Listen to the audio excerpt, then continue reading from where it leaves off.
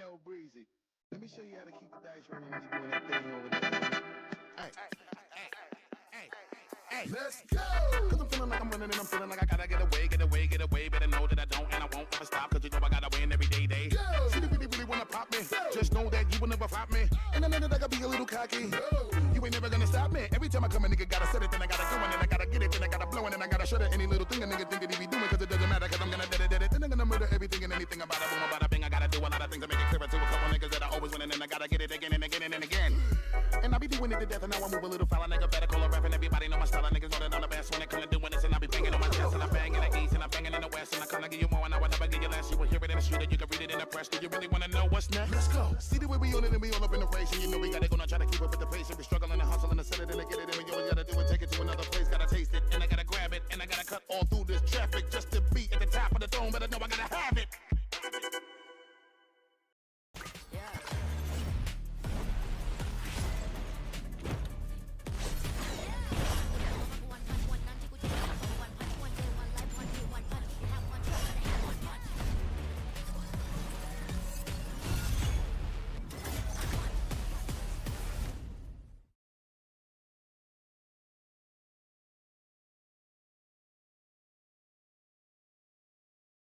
You ain't never had an enemy like me, Kanan.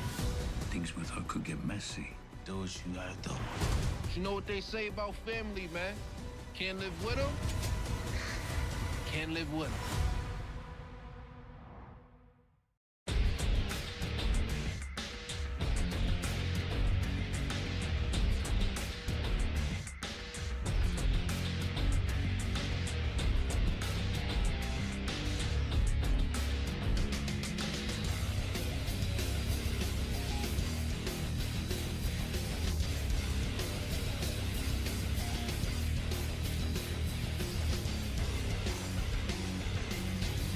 I read no comics, the playthroughs on my screen.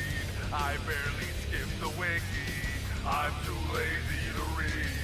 Pure-blooded tourist, thick-headed poser. I am all I alarm. I am. We don't know, buddy, we don't know, buddy, we don't know, buddy, we don't know. Go ahead and try to see through me, I won't even care. One large forward, two large back, I'm here. One large forward, two large back. Do it. Can you see all I love? Fake fan, I will play the part. Pretending like I know is my delight. Do you remember me? Lie to you or try to outsmart? I am all I love. I am all I love. I am all I love. I am all I love. We don't know. I am all I love.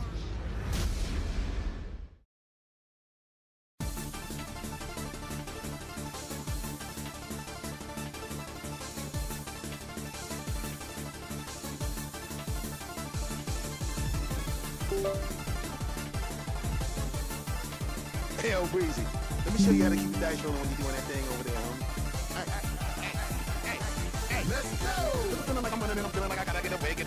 Better know that I don't and I won't ever stop, cause you know I gotta win every day. Go! See, they really wanna pop me. Go! Just know that you will never flop me. And I know that I gotta be a little cocky. Go! You ain't never gonna stop me. Every time I come a nigga gotta set it, then I gotta go and then I gotta get it, then I gotta blow and then I gotta shut it. Any little thing a nigga think that he be doing, cause it doesn't matter, cause I'm gonna dead it. Then I'm gonna murder everything and anything about it. Boom, about a bing, I gotta do a lot of Chat! What's up? How we doing? Ah, what's playing? Wait, is that me? Ah! Wait. Oh. Never mind. I'm losing my mind. Alright, we're cooking. Chat, what is up? Chat, I thought today is, I thought today, Warren, we know it's we guys. We know it is on the stream docket today. Which means I figured, given today's schedule of events, it warranted busting out the funny mic. Now, chat, if we unanimously agree that we don't like the funny mic, I can lose the funny mic. We can go back to the regular mic. But I think the funny mic is funny. Like, chat, any OG, any viewers in the chat that remember the Crash Out videos? Anyone remember the Crash Out videos? Imagine how much better the Crash Out videos would be if I was on the funny mic, alright? I don't know. Maybe it's just me, but I think this is like 30 times funnier. And we're probably going to crash out today. I would imagine. So, like, I figured it's warranted. I think it's warranted. But if we don't like the funny mic, I can get rid of the funny mic. I'm a reasonable guy. If we're like, ill gross funny mic bad, funny mic actually not funny, fine. I can get rid of the funny mic. But I think it's funny. I hope you guys do too. Chat, how are we doing? What's today? I don't even remember. I think it's Tuesday. It's the reveal stream this morning. It's Tuesday. That's how I track my days, chat. If there was a stream this morning, I know it's either Tuesday or Thursday, and locals ain't tomorrow, so it sure as heck ain't Thursday. It's gotta be Tuesday. Alright. I don't know if y'all... I want to preface, I haven't read the reveals. I did read one card. I read like one card. 1.5 cards. Okay, I won't lie. I read like 1.5 cards. But I didn't read everything, so this is going to be mostly blind reaction. Especially blind reaction to like everything in totality, right? So I can keep it as fair and as honest. So this is live potential crash out. So, can we say, yeah, welcome to the review. Welcome to the review, chat. Potential live crash out. So I hope everyone is buckled up and has their popcorn at the ready. Because gamers, it might get intense. We'll see. Very polarizing reveal today. Chat, let's place our predictions. Can I run a poll? Wait, can I even do that? I can't like multi-stream it. Can I multi-stream a poll? I doubt it. I would have to pick a chat to run it in, I think. I can't do like, yeah, no, a multi-streamed poll is impossible. Because I've only aggregated the chats. It's not like a, I can't like interact. I don't think I can interact with both at the same time. As cool as that, I think there's a way to do it, but I haven't read like what all this thing can do. But I don't think there's. I have a chat bot. I don't know how the heck any of that works, and I don't even think I want to worry about it. Event. Oh, that's not what I want. Events, reactions. Reactions. I'm not worrying about that. I can get a hype meter? Chat, we can get hype for the reveals? I don't know if we want that. No. But chat prediction, post your predictions. Will it be cringe or not? Cringe or no cringe? What's our prediction for the Chaos Breaker? Cringe or no cringe? And don't cheat if you already read it. Don't cheat if you already read it. That's not fair. Reddit, I'm actually, what am I saying? All of you have already read it. Who is not going to read Chaos Breaker the day it gets revealed? Are you crazy? I'm already sweating. What the heck? It's too hot in here. I feel like I'm living in the jungle. Argentina, let's go! Wait, Argentina, I just finished watching Dexter. That's funny. Argentina, cool place. I'm calling you Harrison Morgan. I have bad opinions on CVD, but not for the deck itself. But what I mean, I like lock mechanic. Hey, you know what? Everyone's got their vices, dog. Everyone's got their vices. We all got things we're not proud of. It's okay. This is a safe space. That's totally fine. I think that without further ado, you should just get right into it. Enough dilly-dallying. Let's get into it. You need Gav? Guess what? They're never giving us an Angel Feather unit. They hate Angel Feather. The most we get is the new Dual Nation unit where there just happens to also be an Angel Feather card on it. But they're not giving us Angel Feather. Let's not be greedy, okay? Let's cool our jets. Alright. Chat. Let us commence forth with the reveal. Review! Chat, you're gonna like this. I'm cooking. I came prepared today. I have been in the kitchen and I have been cooking. We are not seeing Rotovisor support. I'm gonna make a statement here now. For the continuance of Reveal Review, until further notice, all Rotovisor reveals are henceforth banned from being reviewed on Reveal Review. I'm making that declaration right now. If we get another Rotovisor card, I'm skipping it. Actually, that's not true. I'll probably yell about it, but like, I'm not talking about Rotovisor. I hate that thing. It sucks. Chat, check it out.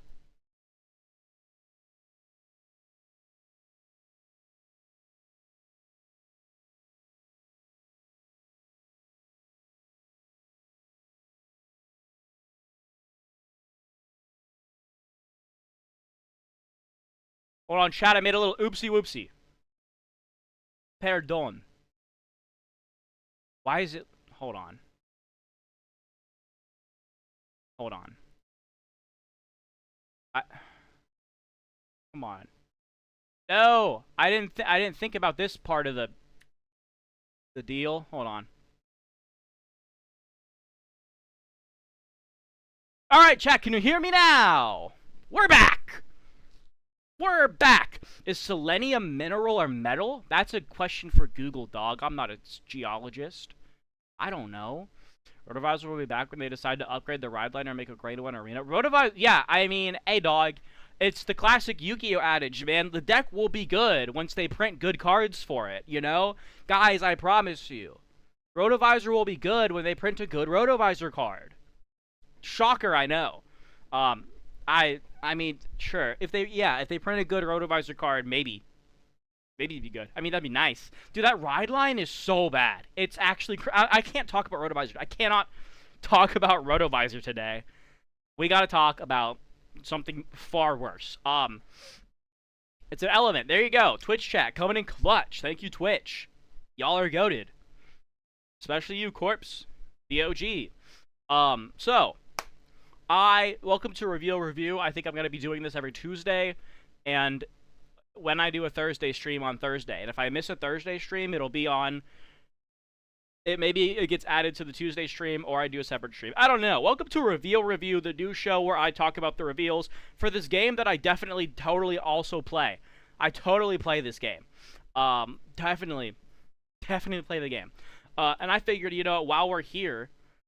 while we are reveal reviewing, I might as well make it a little more interesting and play a little game. So, pull up the bingo card. That's right, baby. Every episode of Reveal Review is going to be accompanied with a bingo page. I figured, you know what? While we review the reveals, it'll be fun to see if we can hit bingo. On the Reveal Review bingo, I have every, like, piece of, like, thing I think that they could put in an archetype. I will go through and explain them now. So these are the categories that we are trying to get bingo on. From the top left, we have thing that just gets 5k, actual good rear guard, triple drive, rear that just says restand, a countercharger, random set order, an index card. I'll explain what an index card is if we ever see it. 5 attacks? Question mark. Vanguard extra crit, Holy Hoops Batman, Trash Paladin, Slop Shell, you kind of know what that means, a free space, a rear that draws for some reason, ride line that's just a +1, thing designed to specifically make me mad, aka Bushy Rage Bait, I'm sure we'll see some of this, wow, very cool gimmick, random pop, corporate mandated EB3 skill, front row power, defense, in parentheses impossible, because why would they give us actual defense, girl, the sludge, broken filter card, and check top 5. I'm not gonna lie, chat, this bingo card was really good, and then I got halfway through and I ran out of things to add to it. But I think we got our bases covered. I think we got our bases covered pretty well. I'm glad you're laughing hard. I definitely didn't spend most of my day on this. So chat, let's get right into the reveals. We're not gonna delay any further. Alright, first up, we have Ernest Starvader Selenium. This is the starter. You know what? If anything, I do think it is cool to finally have a Link Joker starter. So you know what? That's kind of Dubsky points there. I do think this is cool, at least. Like, non-Messiah Link Joker, like a Starvader starter, is really cool to have. So if anything, if the support sucks, all you Brant players, if you can find, like, an FR of this when it becomes a promo, that'd be kind of sick. Dragon... No, that's too easy. Dragon's too easy. I'm not gonna lie, I had one space left and I couldn't think of anything, so I put girl. And what girl is girl isn't just girl, it is specifically girl that is going to make the deck expensive even though the deck is bad. That's what the girl bingo space is for. It is for waifu tax. Which I could have just made it waifu tax, but girl's funnier. Dragon is just, that's a free space. There's a dragon in this because they're probably gonna reprint Infinite Zero. Dragon's a free space. That could be the middle space. Could be dragon. Thing that we eat that doesn't eat us. Dragon. Yeah, that's the waifu slot. So like a good example, like Artisaria would cover the girl space, right? When they revealed Odium, that covered like Draconis covers like that. You know what I mean? cards that just get the waifu tax. Like Artisaria is a perfect example of that. But yeah, it's the classic waifu tax, which hopefully we won't be seeing here. We'll see. So that's our starter. We know what it does. First up, Grade 1. Ride Line Grade 1. It's the old vanilla 8K. I'm shocked. This unit is placed by riding from a Grade 0 Star Vader. Card name. Interesting. Look at the top 7 cards of your deck. Choose up to 1 card with Star Vader and its card name from among them. Reveal it, put it into your hand, and shuffle your deck. When this unit boosts, if you have a Grade 0 Greater Vanguard Star Vader card, you get Flash Vacated out. Okay, so we have the classic Break Even. Wow. That's like beyond boring. Guys, what do we make the Grade 1 do? Dude, the first time Bushy doesn't print a Brant Grade 1, the first time the Grade 1 doesn't search the set order, what do? I don't know, dog. Check top 7, grab any Star Vader you want. We don't know. That's not a... Okay, here's the thing, though. That's not a plus. It just replaces the card you discard to ride. So it's not even a plus. It's a break even. So I don't know if I'm calling it a plus. Yeah, top 7 is a lot. And it's any star... Like, it's not the worst thing in the world. It's just the most boring thing in the world. It's a snooze fest. Like, they really were like, guys... the Grade 1 Brant Ride Line doesn't search the set order. What do we do? I don't know. Check top 7, grab an archetype name. But it's nice you shouldn't whiff it. I mean, honestly, if it doesn't have a way to, like, negate the whiffing, it better be top 7, right? Digimon does top 3. Yeah, well, this isn't Digimon. This is Card Fight Vanguard. This is not Digimon. Disregard. Yeah, if there's no way for you to, like, do, like, the fake whiff, it better be top 7. Or otherwise, if this was top 5, dude, imagine this is top 5, and you hit, like, trigger, OT, Regulus piece. I would crash out. But oh well. Grade 1, probably the most boring Brant Grade 1 we've ever seen, but like, not horrible, I guess, technically. Where's my Grade 2? Where... Alright, hold on. We're going to the Grade 2. We're going in order. We gotta go to the Grade 2. Yeah, but in Digimon you draw every time you evolve so they can afford to have weaker start. Yeah.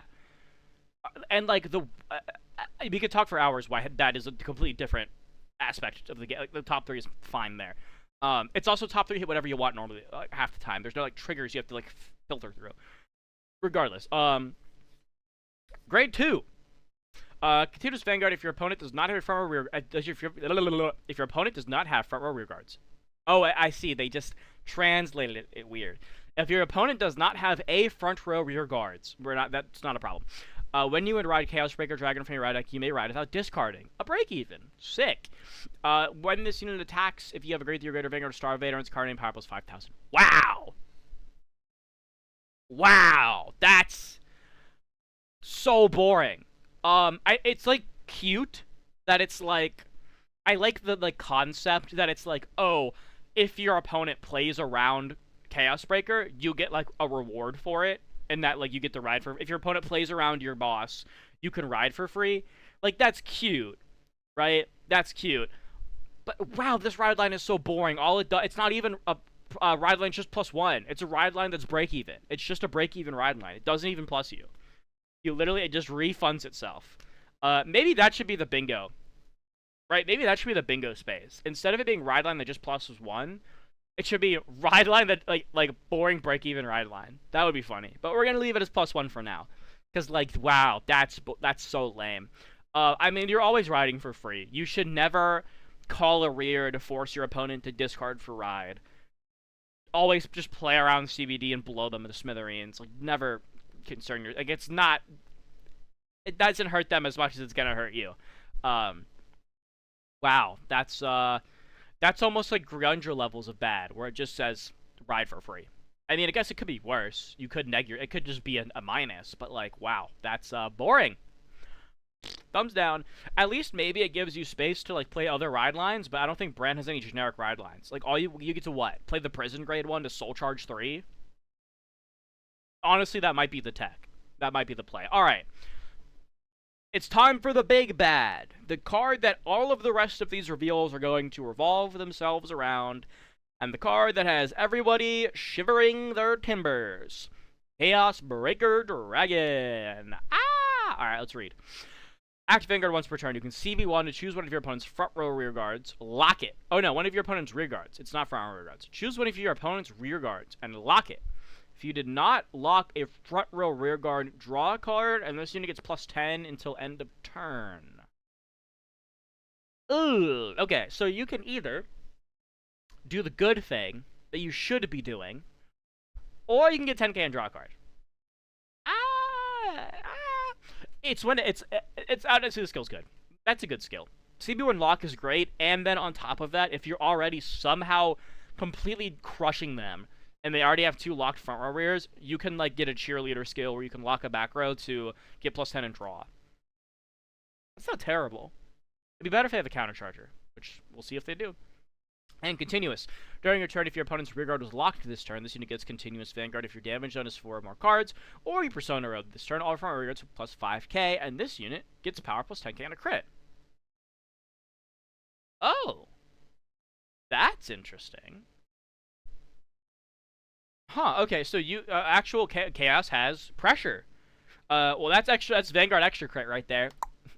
Vanguard extra crit and front row power. Where is... Good rears the same random set over Holy Batman, rather just rather draws card. Front row power. And front row power. Classic! Welcome to standard! I mean, that's nice. I mean, that's cool to, like, for all the Chaos players out there, that's really nice to see, like, crit pressure on the van for free. Like, that's actually kind of swag. I mean, you can play around it. There's ways to play around it, but, like, as long as the deck is doing its gimmick, you get crit pressure. Like, that's kind of cool to see for them. So I'm happy. I'm happy for them. I'm happy for them.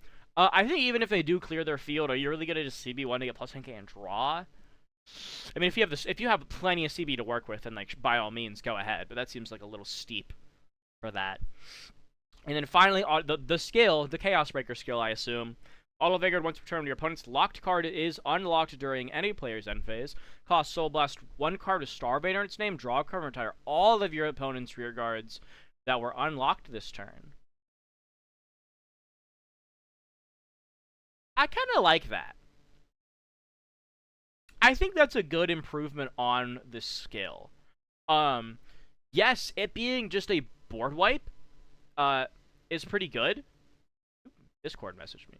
Oh. It being a board wipe is pretty good. Obviously, like, whoa, Chaos board wipe, that's crazy! But it also means, and then also now it only costs them 1 CB to end their turn, but it means they can't just end their turn and go, like, +3.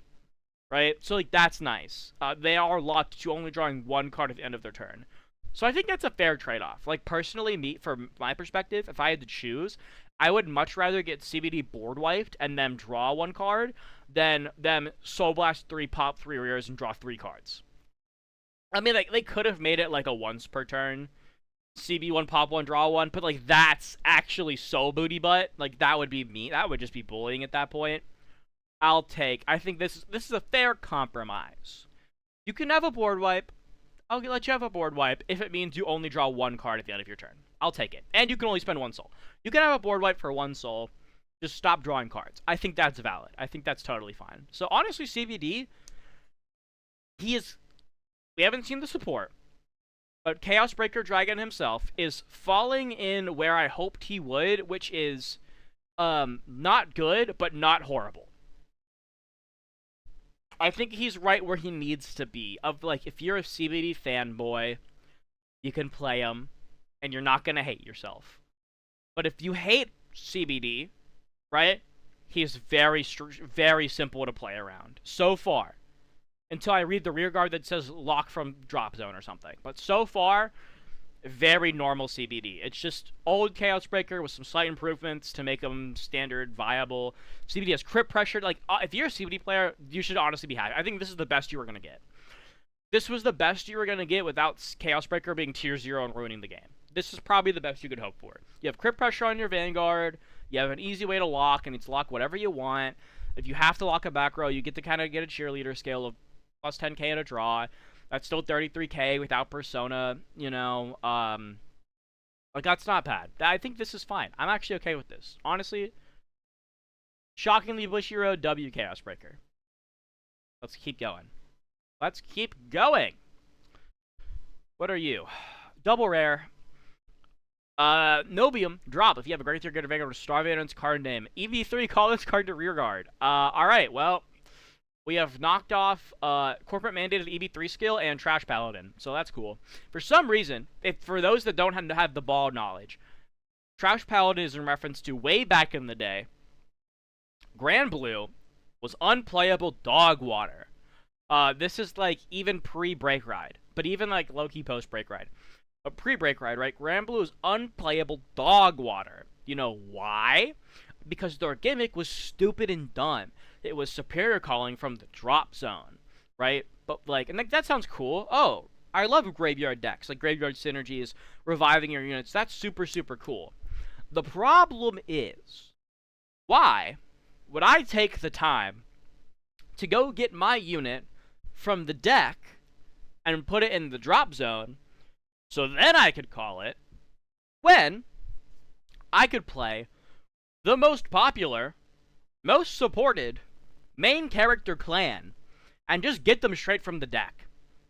So Grand Blue became affectionately known as the Trash Paladins because A, like Royal Paladins, they superior called from the drop zone, so they superior called from the trash, and they were also garbage. So Trash Paladin is a reference to the fact that every single deck in the game thinks it's Grand Blue, and for some reason every deck has a way to revive stuff from your drop zone. That's the bit there. So we found our Trash Paladin. There's always at least one. Noibium just gauze itself from drop for free for AB3, and then corporate mandated EB3 skill. You gotta have some way to spend your energy on an in-archetype card. So there's that. 2 for 1, baby. 2 squares for 1. Okay, so you had to mail your best cards or discard them through guard. Yeah, it was bad. Like, why would you ever do it? Like, why would you have to, like, it was so bad. And we did have, like, Obadiah, who just said, like, on stride, bin 5. Like, we did not, it wasn't like that. You had to just either just randomly mill them or, like, guard with them and, like, then get it. It was a disaster. It was so bad. But the pirate aspect was cool. You're right. They did not have Captain Night Mist. They didn't have that. You're right. That's true. Could you Mega Blast to call 5 from your drop? No. But Grand Blue could. Did they ever do it? No, they died before that happened. But, you know, you could theoretically do it. They continue to disregard if your opponent's the lock card. The unit gets 5k. 2 or more lock cards in your opponent's Vanguard with you. And it gets an additional 5k. Okay, it's the classic. It just gets 10. It just gets 10. But it's not thing that just gets 5. Thing that just gets 5 is a common that literally just gets 5. But this, like, is close. This is the classic grade 2 that just, like, becomes bigger for free. Just for fun. Yeah, they didn't get multi-tagging until Legion. It was rough. It was rough. Oh, Binary Star! Common. When this card is discarded from your hand during your ride phase, you have Vanguard with only Link Joker for its clan. You may call this card to rearguard as rest. If your Vanguard's grade is the same as your opponent's Vanguard, call it a stand. Free discard fodder, I guess. If you discard this on your grade 1 turn, it does turn the ride line into a +1. So in combination with Binary Star, we do get the square of ride line that is just a +1. Thanks for that. But it's a combo. It's a 2, you have to hit the card for it, so it's like a worse version of ride line that's just a +1. That's really bad, and that's all it does. Alright, do you play that? I don't even know if you... Do you play that? I don't... You might just... I don't... That's a weird...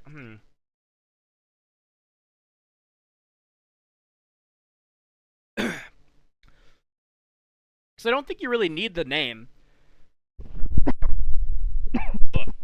Sorry, chat. I don't think you really need the name. So that might just be a insta-cut. Alright, we got Lanthanum. Jeez, these names. He's doing the meme.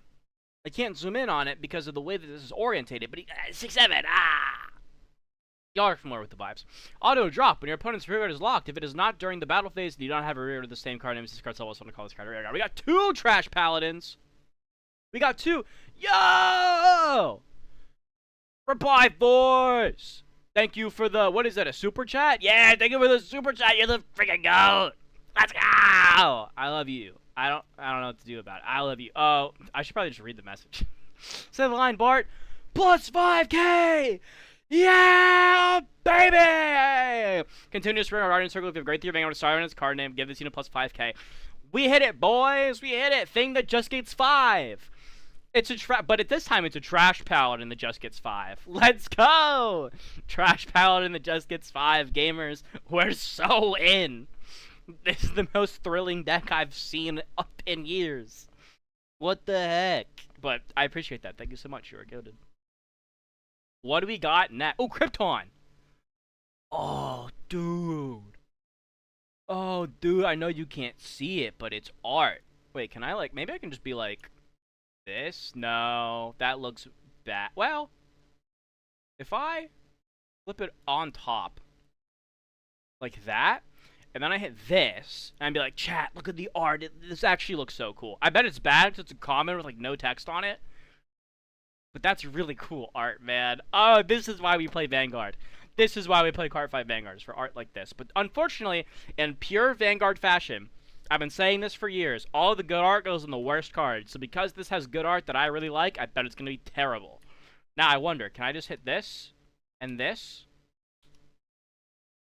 I can. And then I go boop and then boop. Whoops, not the zoom in. Close, we're back. All right, I found the tech. Ah! I found the tech. We got it. Last Year Joker would be really cool. I don't know if we'll get it. Like, that's one, like, that'd be cool. But, like, that'd be really cool. But, man, the art's good. All right. When this unit is placed in Rearguard, if you have a Vanguard with Star Vanguard's card name, you may Soul Charge 1. So the fun thing about this deck is that, unlike old CBD, as long as I'm not misreading it somehow...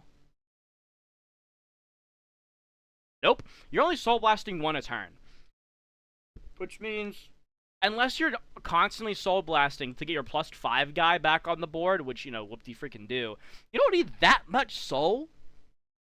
Like, you natively get 3 turns of CBD pops, which means you have to survive 3 of your opponent's Vanguard turns, and in 3 turns, you're probably dead.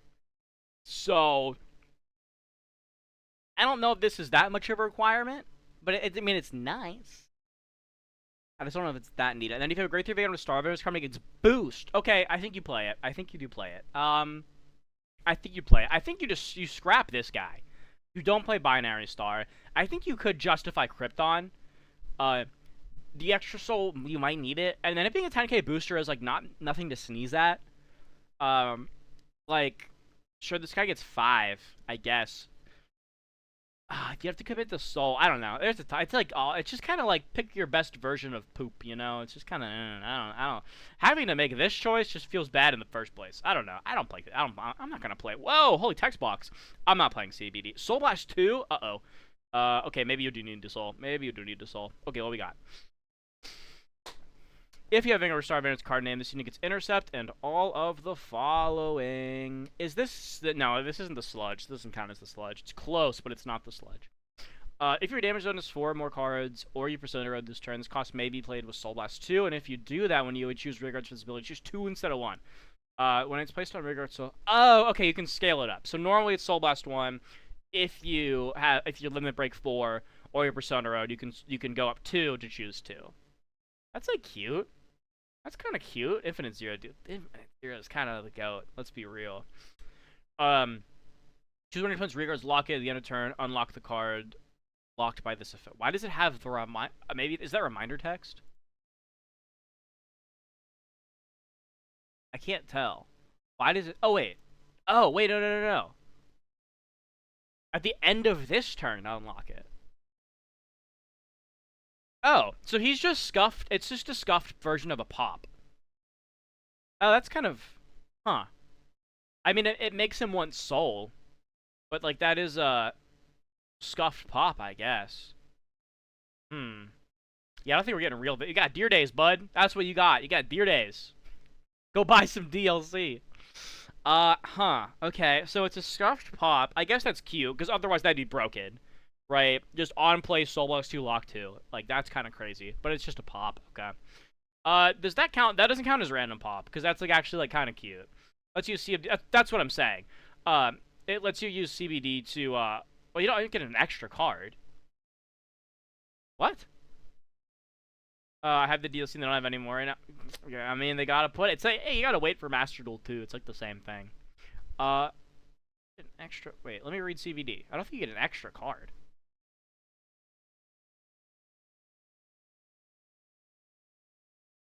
Oh, you would have to pay for it. Yeah. So you can activate it twice, but now you get. Okay, wow, you need the soul. Dang, you need the soul. Okay, so never mind. You do play Krypton. You play the freak out of Krypton. You need a lot of soul. You might even play the prison ride line for that. You need a lot. Okay. That's interesting. But you need to spend it for the pop, yeah. Okay, interesting. I don't know. All right.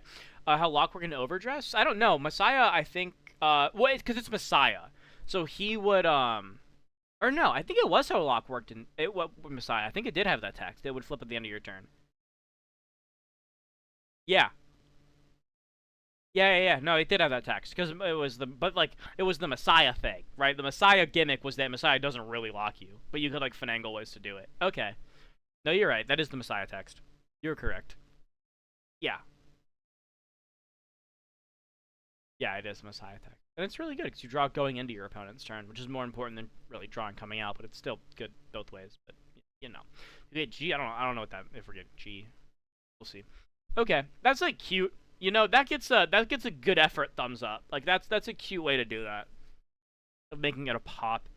Like a fancy pop. It'll trigger all your, like, if you have one locked skills that need to go off, it'll proc those. But granted, you're proccing those with CBD anyway, so it's just kind of like, but then when this unit attacks, if your opponent has one or more lock cards, it gets +5, and then after 2 or more lock cards, it gets 10. Okay, way to get power when it swings. Fair enough. If you lock 2, right, if you activate his skill, he'll get bigger. Okay.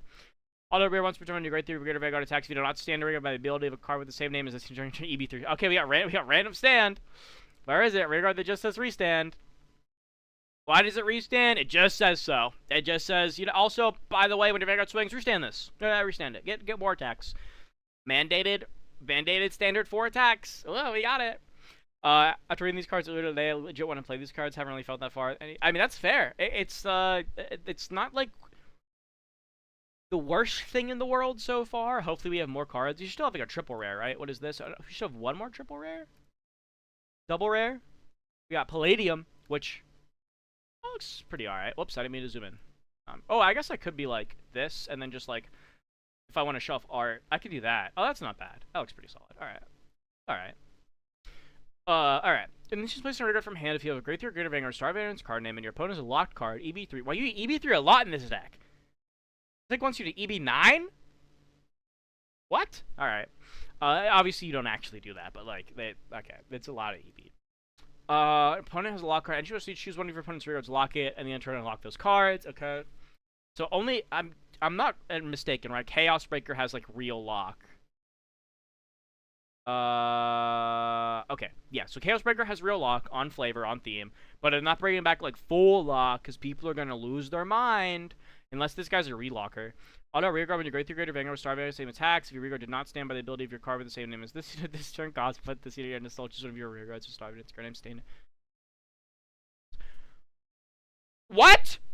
CBD 5 attacks? Whoa. Okay, hold on. CBD gets 5 attacks? He gets a crit and 5 attacks? Pause. That's kind of crazy. I mean, you get the bingo space, congratulations, but 5 attacks? In Chaos Breaker? That's not how that's supposed to work. The whole point... Now, granted, I mean, I don't make the cards, so I can't, like, say this for a fact, but, like, the whole point of Chaos Breaker is that Chaos Breaker doesn't multi-attack, because instead of getting, like, an additional attack, you do the inverse, you take away an attack from your opponent.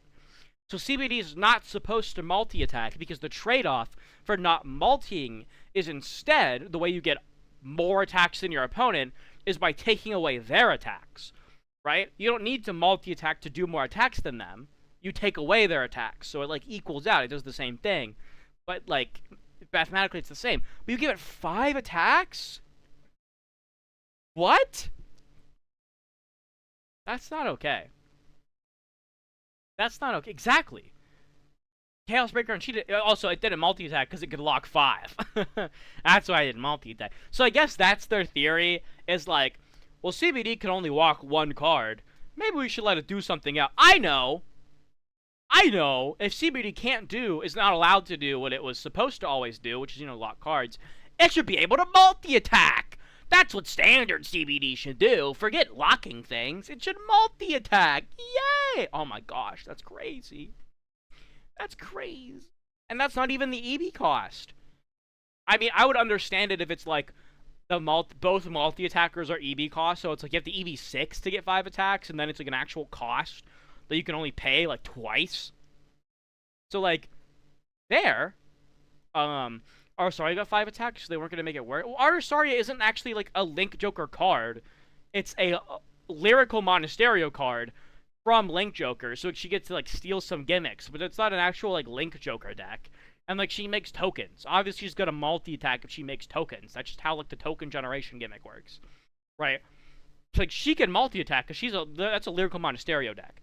She just like comes from Link Joker and is like vaguely themed after it, so she like gets to lock and do like similar things, right? But like, what the heck?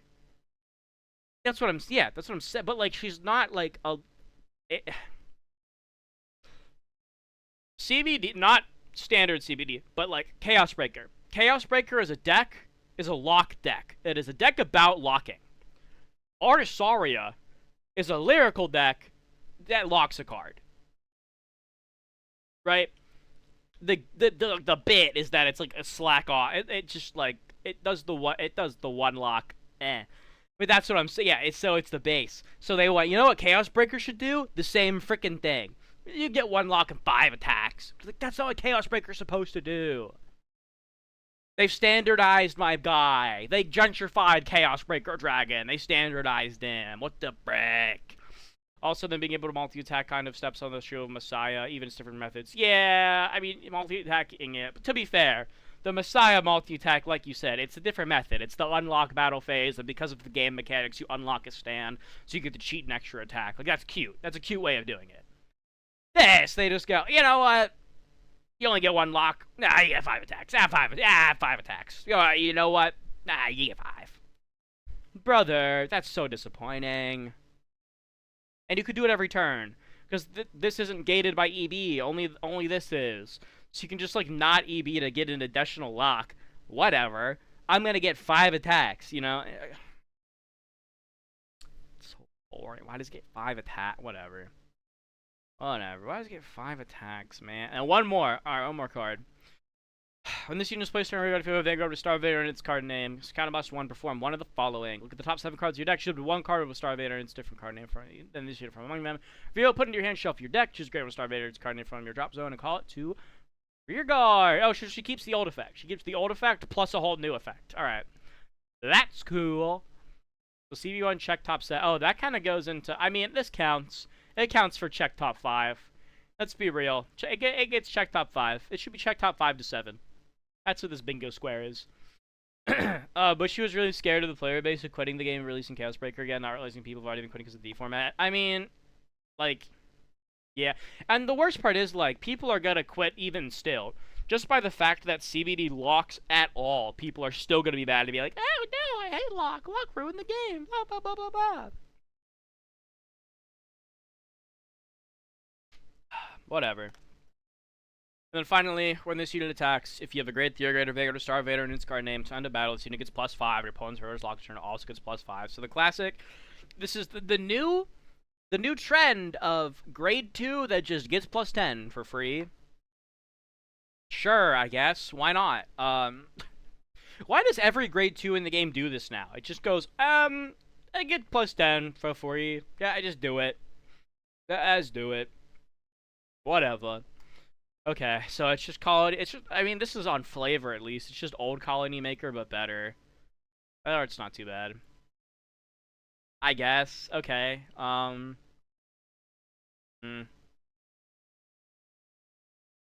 We should change actual good rearguard to something. I don't know. Maybe it was like broken rearguard. I don't know. Maybe that should change to something. Actual cool rearguard might be more accurate for what I'm talking about. Let's see. Does it have anything else? Nah, that's not a filter tool. Surprisingly, there's no random rear that draws a card. There's no real hoops. Okay, yeah, that's the bingo. No bingo for Chaos Breaker. You suck. Chaos. I mean, close. Sort of close, but no bingo this time. No bingo this time, to be fair. Okay, but oh wait, here's the okay. You know what? You bring up a point, and I'm about to tell you why it was so much better like that. So at the start of Vanguard, so many grade 2s were like get 3K because that was a very, very, very important number. Especially the grade 2s that say when they attack get +3. This is extremely important because +3 puts a 9K grade 2 at 12. This is really important, especially in Limit Break era, which is like a retro format people are actually playing. So 12K attackers were super important because A, they could hit a grade 3 Vanguard without needing a booster. So you could poke people to take resources out of their hand without committing a full column of resources from your own. So you could actually, because back in the day, guys, even before V, you could guard with your grade 1s. 5K was in a respectable amount of shield. You could guard with your grade 1s. So like, being able to just poke a grade 3 without a booster was really important. Like, it was actually really valuable. And +3 is a very specific number because it makes the grade 2 12, which means that it can't hit over the cross rides that put themselves at 13. Stuff like, I think, at the end, PBO, and then some other like cross break rides that came out down the line, they'd put themselves at 13K base so that they couldn't get poked out by 12K grade 2s. Like, it was an actual, like, interesting system. So, like, grade 2 getting +3 was really important. Nowadays, when it's like grade 2 get +10, it's just like bigger number to hit grade 3 Vanguard harder. Like, decks plus enough to board that actually committing a booster is not an actual problem. And 20 and 10 are not like extremely different aren't like close enough numbers when you compare it to 13. It would be different if a lot of Vanguards, if a lot of them just got +5 and not 10, because then it's 15. Okay, you can poke into grade 3s, but like you would die to like defensives or anything that could sit higher than 13, which you don't even see it nowadays anymore, except for like what I think is it Phantom Blaster Dragon that's at 18 for the Ren icon. So it is just like grade 2 gets bigger to hit harder, whereas back in the day the grade 2s that got +3 were really important. You can understand? Yeah. It was really cool. It actually it made the game interesting. And like they weren't like these boring vanillas. The cards that said when this unit attacks, if you're on the archetype Vanguard, it gets +3 were really good cards. Very strong cards. Oh man, dude, I miss old Vanguard. I miss old Vanguard so much, man. I miss old Vanguard so much. It was so much cooler. But yeah, that actually added like layers to the game and like magic numbers that you'd have to like play around. These just get big. These just go bigger. But yeah, right, Radon. OG Radon, that was the Star Vader 12K attacker. So freaking good. Yeah, I missed that era. Oh, everyone restands because stand triggers are gone? No, no. That's just not true. Those things don't have any actual like, correlation. Stand triggers are gone because the trigger is so bad. They had to start printing stands with broken effects to force players to play stand triggers. If the stand triggers in late G weren't like broken, like no one would play. That's why those got printed. The reason stands are so broken in G is because they had to force people to play stands. Because a stand trigger is such a bad trigger. Stand triggers are terrible. But yeah, a lot of it is just free restand because why not? Like free 5K attack. Still can run GR CBD with stand triggers and get 5 attacks. But that. I get that has nothing to do with like what we're talking about. CBD will get Promulgate again to get it second. I mean, probably. It's gonna get some like stupid promo order or something that like gets an extra lock and lets you lock both front rows, right? Or just some random promo that's gonna be $80 trillion that just locks both front rows. I think overall, CBD review, we're gonna give it a 7 out of 10. This deck is going to be not good. It is very straightforward to play around, but it is going to be a big, like, gatekeeper bully deck. If your deck doesn't have a way to out CBD, you're just going to kind of get gatekept. The problem is, so many decks beat CBD, that it probably isn't going to have enough of a presence to realistically gatekeep the bad decks. It's just going to be one of those, like, matchup things where, like, you're at, like, a Spring Fest, and you just somehow pair into some random guy playing Chaos Breakers, his favorite unit, and your deck just auto-loses to it. So he's going to be, like, kind of polarizing in that regard, where there's just going to be random matchups that you auto-lose to him, but he probably won't be popular enough to actually encounter those matchups. But he's such a popular unit and character that a lot of people are going to play him anyways. It's going to be worse than Artisaria, because Artisaria is actually poo-poo butthole bad. Like, she's just garbage. Chaos Breaker will be a problem for some decks. There are some decks that he will just bully and blow up. There's only restands the thinger. Yeah. There are decks Chaos will absolutely bully. It's just like, it's hard to gauge how much it's going to matter, because on one hand, the deck, so many of the good decks play around him that he shouldn't be popular, but he's such a popular character that a bunch of stans are going to play him anyway. So it's really hard to gauge how much you're going to see him. It kind of all comes down to, like, your luck and just who you pair into. And do they like Chaos Breaker? So, you know, play a dies to CBD deck at your own discretion, but most of, like, the relevant decks can deal with him fine. They can completely play around him, and he's gonna have to cry about it. Like early Shadow Paladins? Yeah. I mean, early Shadows weren't like a... They were sort of like a stat check deck of, like, yeah, if you couldn't guard the Phantom Blaster Dragon, you just died. But, like... It's not like Chaos, where it's like, most decks nowadays have a way to clear their front row circles before their turn's over, and some decks don't. And the decks that don't are going to suffer, and the decks that do are going to be fine, and a lot of the decks that do are really good. So it's just like, eh.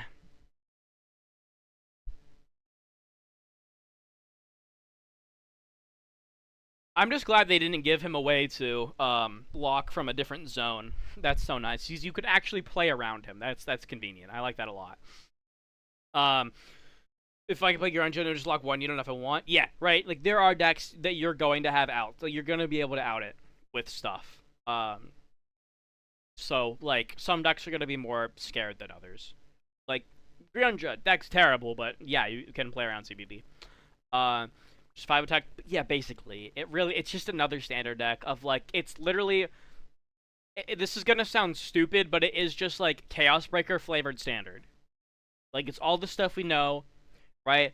It's the 5 attacks. We get the power to the front row. You don't get the triple drive. You just draw cards in other ways. So you can still, like, plus, but instead you get crit pressure, which honestly in CBD, crit pressure is a bit more valuable than triple drive, because you are playing more of a stallier game. You don't need to sack people with triggers. You're trying to outgrind people. So you'd much rather draw cards to play on defense when the whole game plan of your deck is weakening your opponent's offense by locking them. So you don't want triple drive, and you don't need triple drive anyway. Drawing cards is good enough. So you'll much prefer to take the crit pressure to give your deck actual threat, because that was a big problem with old CBD. Before CBD could lock 5, and even after it could lock your whole board, like in Premium, the deck still sucked, because it would lock, like, before, actually after it could 5, before Glue Ball. Glue Ball was a huge game changer that made the deck good, because before Glue Ball, CBD could, like, sure, it could lock your board, like, it could try lock you, but it couldn't kill you. It had no offense. And, like, that was the trade-off of the deck, is it has no offense, but it takes away your offense. But the problem was, it had no offense and couldn't kill you, so you would just sit there and stare at each other, because you can't kill them, because your board's locked, and they can't kill you, because they have no offense. So the games would be really boring and lame. But the second you give CBD, like, kill pressure, he's kind of cringe and terrifying, but... it's still, you know, for the CBD fans, it's nice to see that he has some crit pressure. Like, that's cool to see. But, yeah. Yeah, Glue Ball, that card, crazy. When they printed that, we were like, oh, they want Link Joker to be good. That was bananas. Yeah, with Gav, oh yeah, 100%. That card is disgusting. But, oh well. I think CBD is honestly, like, to be completely fair, CBD is probably exactly where he should be. Like, obviously I'm glad he's not tier 0, which they could have easily accidentally made him, so, like, that's good to see. He's not insane, but I'm also happy to see he's not complete garbage. he is playable to a degree. It is funny because he doesn't have a set order, which thank God he doesn't have a set order. But because he doesn't, he gets locked out of a lot of branch generics. Like you can't play like Bobomine. So that's really funny. So the deck should be like a fine, like just medium 5 out of 10. Like it's okay. You can probably do out locals. You can scam some people at a regional. But I don't see this thing winning any major events because all of the good decks have ways to make sure their board doesn't get locked. At least not in a way that actually is detrimental to them. So I think honestly, like Chaos Breaker, pretty fine. Pretty fine. Yeah, luckily then he has his glue ball in standard. That'd be crazy. Like, yeah, it does 5 attacks. That's kind of lame. I feel like it should just do 4. Because if it's CBD, it should be 4 and they give it some defense. But we know Bushiroad hates printing defense. So I guess 5 is fine.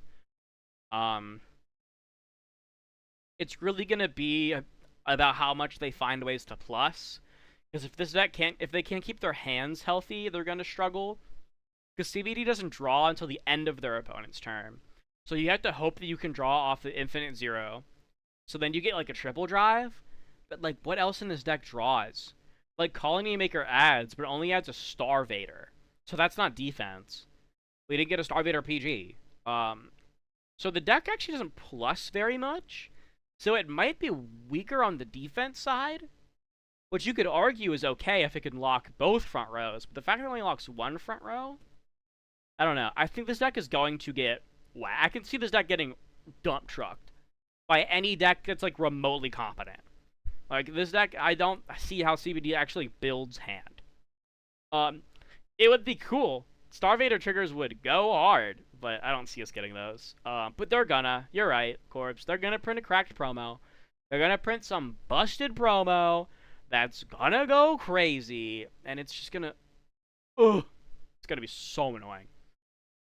Just wait till we get the promo order that's $80 and locks the extra front row circle. Brother. What's up? Right, last time we had a conversation, I commented on your chaotic video to show you some love. Social in the Vanguard, like it's hard. Oh,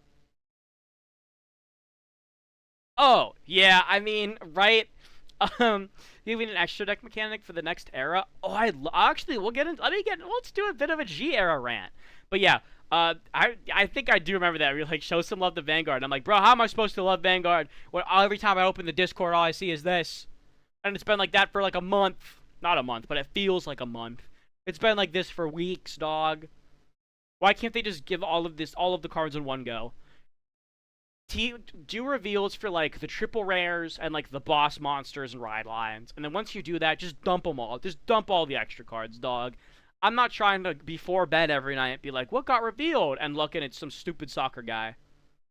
I mean, you can technically say it's the same as, like, seeing some random butthole rare, but, like, I'd still much prefer to see Argo Siren random support than Soccer Man. Like, whatever. Someone said the backgrounds are AI. Okay. Did they now?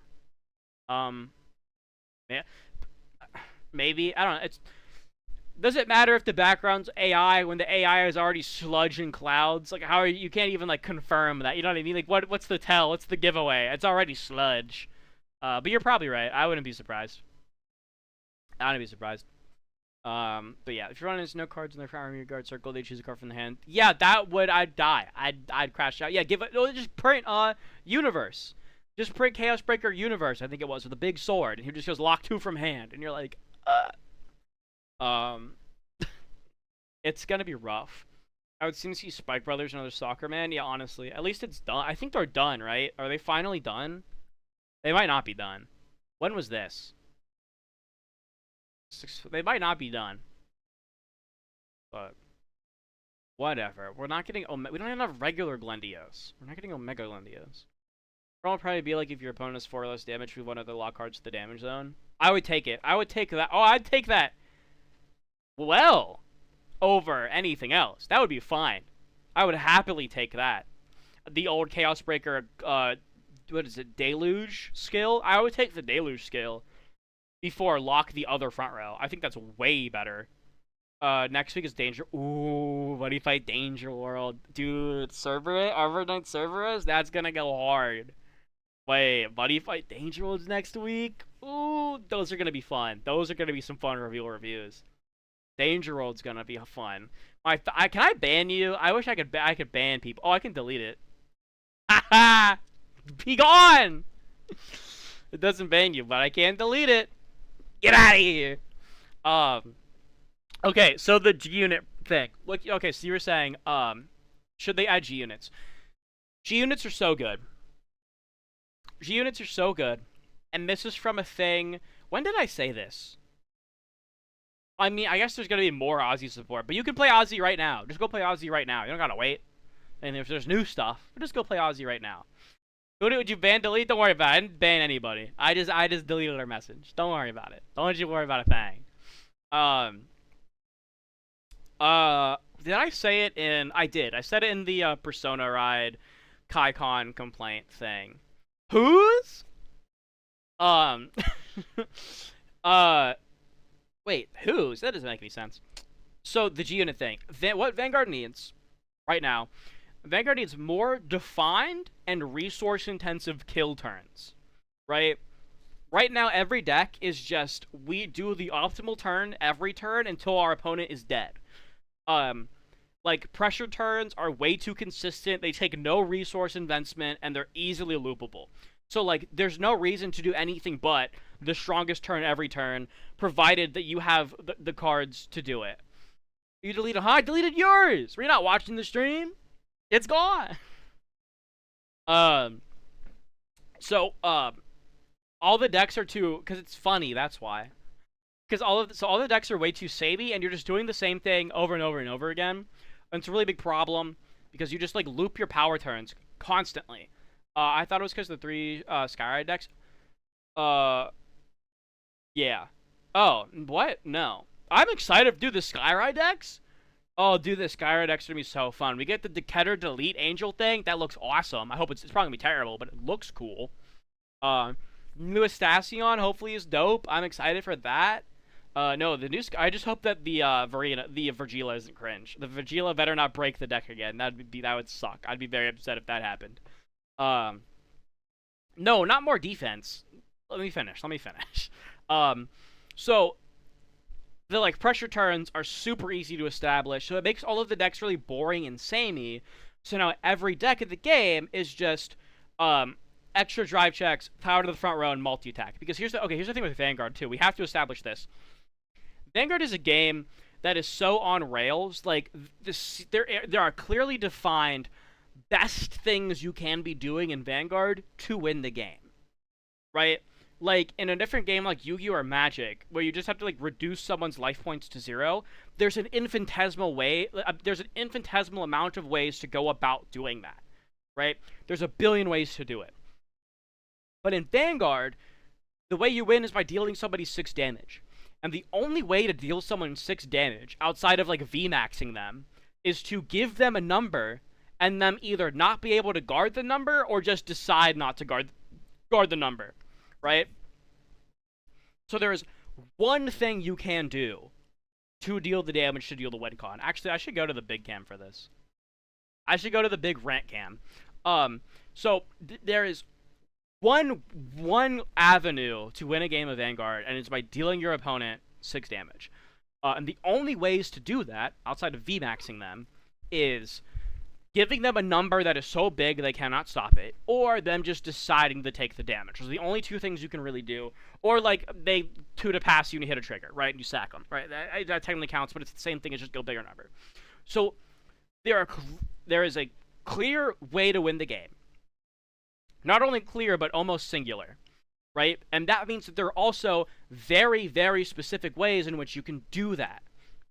You can either get more numbers... bigger number, more number, or more attack, because attacking is the only way to deal damage. The only way to deal damage is to attack, and then say number too big. So the only 2 ways to do that are by more attack and more number.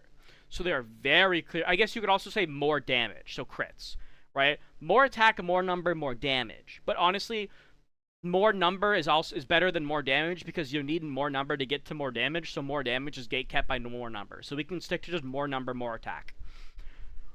Because the best thing you can be doing in Vanguard is more number, more attack. We have established the ceiling, right? That is the best thing you can be doing, and sometimes the only thing you want to be doing. Vanguard got to kind of skirt past this with clans, because every clan knew more attack, more number, better. But any deck that wanted that had to really work for it. And not only did they have to work for it, but they had to work through the confines of their own clan mechanic, right? And then the clans would find neat ways to get around that, especially the more attack thing, right? Pale Moon calls from Soul during battle phase. Grand Blue calls from drop. They found a way they can call from drop during the battle phase. Tachikaze is like, I have to eat my own units. Oh, but you can revive your units. If I revive them during the battle phase, I get more attack. Like, there was ways to like figure out how to reach that ceiling.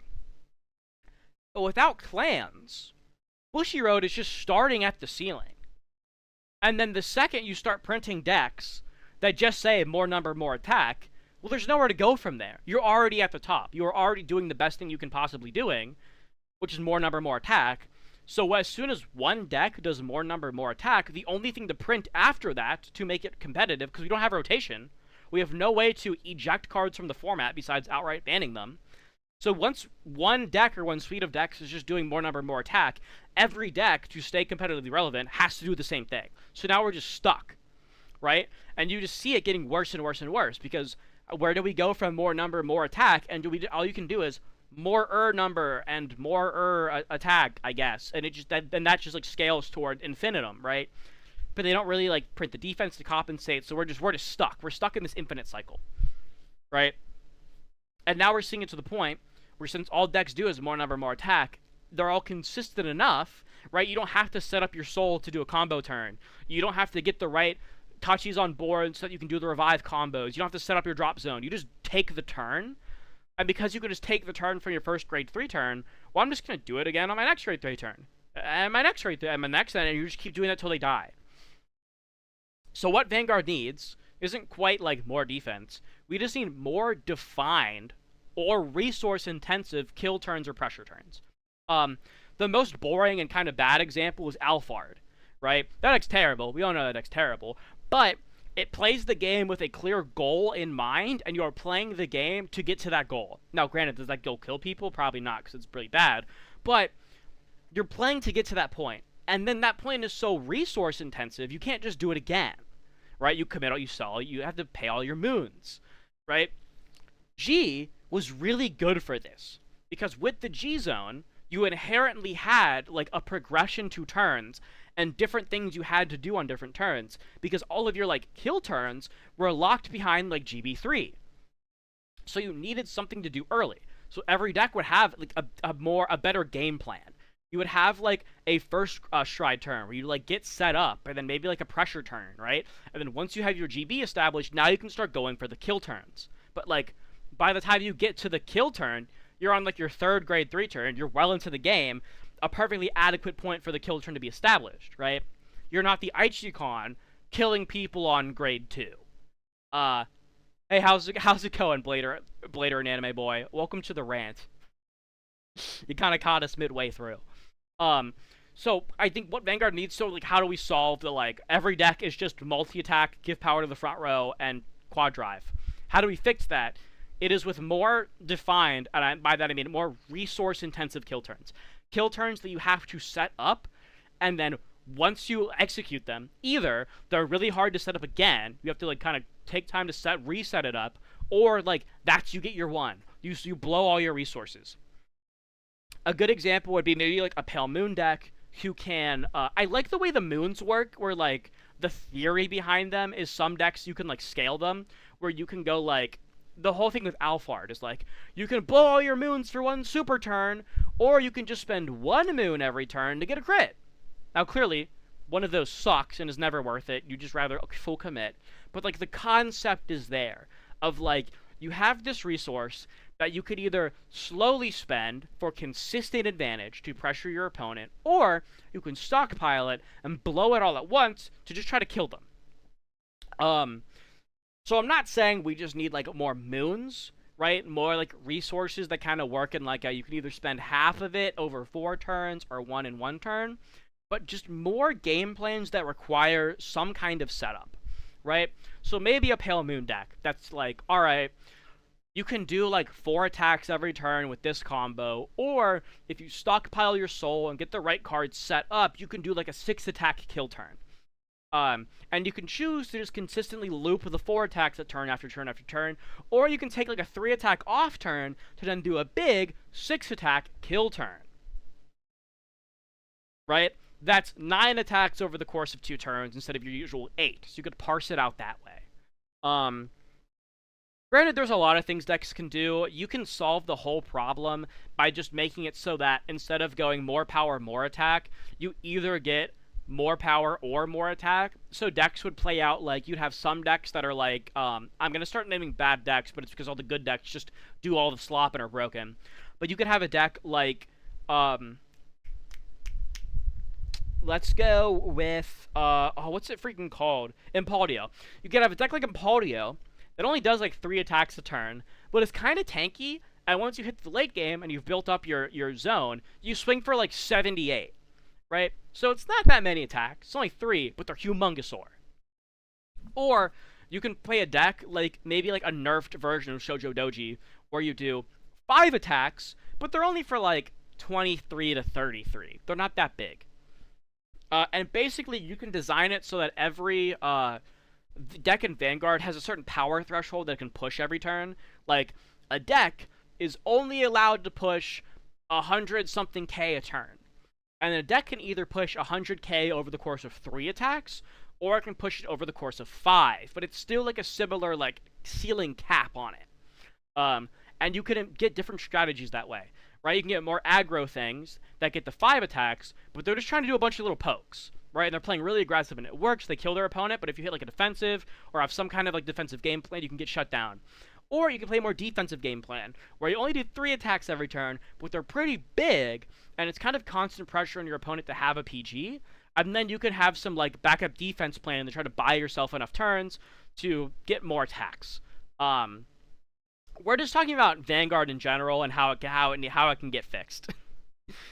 Unfortunately, you missed a whole rant. Luckily, YouTube streaming, the YouTube stream is kind of goated because you can rewind. But maybe I'll post this rant on its own. I don't know. I may be too sweaty to post it. It's so hot in here. But like Vanguard needs a way. Basically, the problem is we need to go away from just every deck just multi-attacks with a bunch of power. That's bad. We need to not do that. We need to do something else. We need to do more things, but I don't know. Those are just my thoughts. Those are my thoughts on the subject. That's how we save Vanguard. But yeah, this comes out in August, 2 months from now. We'll get 16 in October. Yeah. So 16 should be around October-ish. Somewhere around there. The Gravis piece that allows you to persona between different grade 3s would open up really interesting deck concepts. Theoretically, but that's like hard to pull off because now your whole deck concept is banking off of you hitting a 1-of out of your deck and finding the ride target. So like that could be cool, but like that's a little too much setup to make it reasonable at all. I can complain about. Okay, actually, I should talk about that. But before we do that, my opinion, I love to see a new mechanic similar to the G unit, but it's generic in every deck. Like, let's just say you don't want a persona ride, you're just going that boom. So like just trade the Cray Elemental G units. I wouldn't do that. I would keep things more generic. It'd be cool because now you could do G units with nations, and it could be like a generic extra deck cool toolbox. Like it could be the Xyz monsters of Vanguard, right? Like that could be a thing, but I don't know.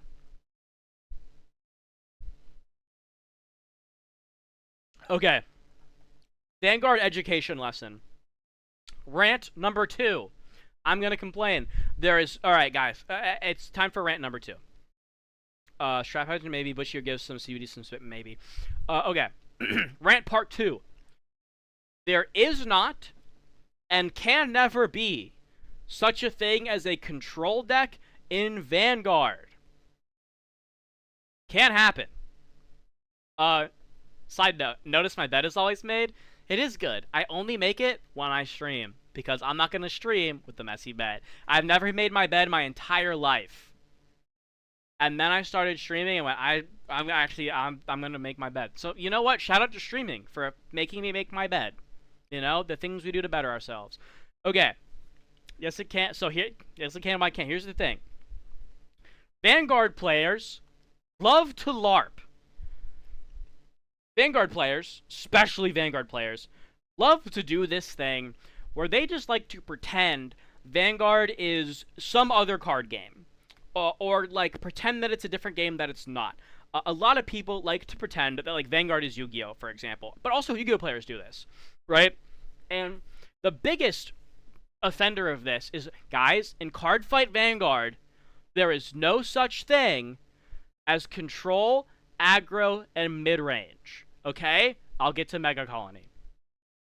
Control, aggro, and mid-range does not exist in Cardfight Vanguard as a concept. It also doesn't exist in Yu-Gi-Oh! There's no such thing as I hate when I hear this in Yu-Gi-Oh! Where people are like, it's my mid-range deck. In Yu-Gi-Oh! What is a mid-range deck in Yu-Gi-Oh? Explain that to me. Like, it doesn't work conceptually. Alright? But it especially doesn't work in Vanguard. Because in Vanguard, every deck is an aggro deck. What is the goal of I know Akira created Yu-Gi-Oh! The manga. It was really good. What is the goal of every Vanguard deck? To kill your opponent as fast as possible. Every single deck in Vanguard is trying to kill your opponent as fast as possible. The only thing you could remotely argue is that the control aggro mid-range works in a similar way to Wecross, where it actually just represents, like, the turn that you try to kill your opponent on. But even then, it's still really flimsy because Vanguard decks aren't, like, consistent enough to have, like, turns like that. So that's an excellent point. There are decks that want to stall. Stall is not control. Those are two different things. And it's really important that we as Vanguard players learn that control and stall are two different things. Two very different things. Okay? You gotta understand this. Completely different decks. Right? I know some people use them interchangeably. They should not use them interchangeably. They're two different things. You'll hear this in Magic all the time. Of, like, there's control decks and stall decks. They're two different things. All stall does is stall. It just tries to just tell you, stop. Stop. Whatever you're doing, just pump the brakes. They just stall. Right? So, I wasn't expecting to get into this today. It's a little much, but yeah, okay. What's the best place to start this? To start the breakdown. So every deck, we gotta start with aggro and Vanguard can't exist. The dumbest thing I've ever heard in my entire life was that stupid mono red Varga deck. That made me want to rip someone's head off. Mono red Varga. It's the dumbest thing ever. Like, the goal of every Vanguard deck is to kill people as soon as possible. If you're name a single Vanguard deck. Name any Vanguard deck. Right? Like, I'll pull one off my... What do we got? Free... There we go. We got Free Rin. Right? Why would I not kill you on turn... If I can... Why would I wait to kill you on turn 5 when I can just kill you on turn 4? Every deck in the game, every turn, you just throw your entire board at your opponent. That's what you do. So how is there room for aggro and Vanguard? What would the definition of aggro even be? It's either A, like, just multi-attacking, which then every deck is an aggro deck, because every deck freaking multi-attacks. That's just how the game operates, right? That's like drawing cards, right? I mean, every deck that draw cards, a control deck, like, everything multi-attacks. That's just how you, like, accrue advantage in the game, so you put more pressure on people. Pressure doesn't equal aggro. Or, you could be like in a stupid mono-red Varga deck, where, like, we call grade 1s on turn 2. Which, that isn't even a strategy you can actively plan around, because of how decks are constructed. You can't guarantee that you can tri-lane on grade 1. Right? Does that make Heart Lularu an aggro deck, because sometimes it tri-lanes 3 bunnies when you're on grade 1? Like, I don't think so. You can't just be like, you can't be an aggro deck if you're like, sometimes I draw an aggro hand and I throw it at you. Right? That doesn't, like, make you an aggro deck. That just makes you a deck that sometimes tri-lanes onto grade 1. That doesn't make you aggro. Right? Like, what deck the closest thing you could even define an aggro deck as is GB14 Alt Mile. Because the concept of an aggro deck is that it is a deck that tries to kill you as fast as possible, and it does it to its own detriment. Oh, you are right in the middle of the rant. The rant today is there is no such thing as control aggro and mid-range in Vanguard. That is just a concept people have stolen from another card game, not understand what it actually means, and just blindly applied it to Vanguard. Aggro decks try to kill their opponent as fast as possible, and they do it to their own detriment. In order to kill people as fast as possible, as an aggro deck, you have to give up something, right?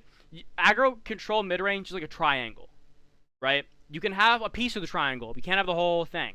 So you have to give up something as an aggro deck. So what aggro decks give up is their longevity, right? So an aggro deck, when you're playing a game like... we're going to talk about Magic because that's where this comes from. This comes from Magic the Gathering. And it's really important that we understand that. So aggro decks in Magic the Gathering, right? Both players are operating under very similar constraints. You have both players have 7 cards in hand. Whoever goes second gets 1 card up on their opponent, technically, and you can play 1 land per turn. So each player has a finite amount of resources and gas. What aggro decks try to do is kill their opponent as fast as possible by burning as much gas as possible, right? While their opponent goes, turn 1 Llanowar Elves into a 2-drop, and then I'll play a 3-drop and like curve up. Mono red goes, actually, I'm just going to spend my 3 cards as Goblin Guide, Lightning Bolt, and just shoot you first for 8, right? Whereas you spend your 3 cards on, like, 3 guys that kind of establish a board state. Maybe a Llanowar Elves to get some ramp, maybe a Piker on some defense, and then, like, a big, beefy, like, 4-drop with that ramp to kind of, like, start putting pressure on. The aggro deck goes, I ain't got time for that. I'm taking my 3 cards, and I'm hitting you with Goblin Guide, Lightning Bolt. Now, the problem is, I'm down freaking 3 cards. The benefit I get is I've taken 8 of your life points. And if I can finish off the other 12, I'm going to try to kill you. So they're going to try to use the rest of their hand to kill you. The way you beat aggro is if you survive the initial onslaught of stuff, well, then they're out of stuff. And then once they're in top deck mode, you establish enough of a board state where all of their stuff that's like kind of good early game is no longer threatening. Like, it's turn 6, and they drop a 2/2 Goblin Guide. What is that going to do? Like, it doesn't do anything. So an aggro deck tries to kill you as fast as possible, and it does it by sacrificing its longevity.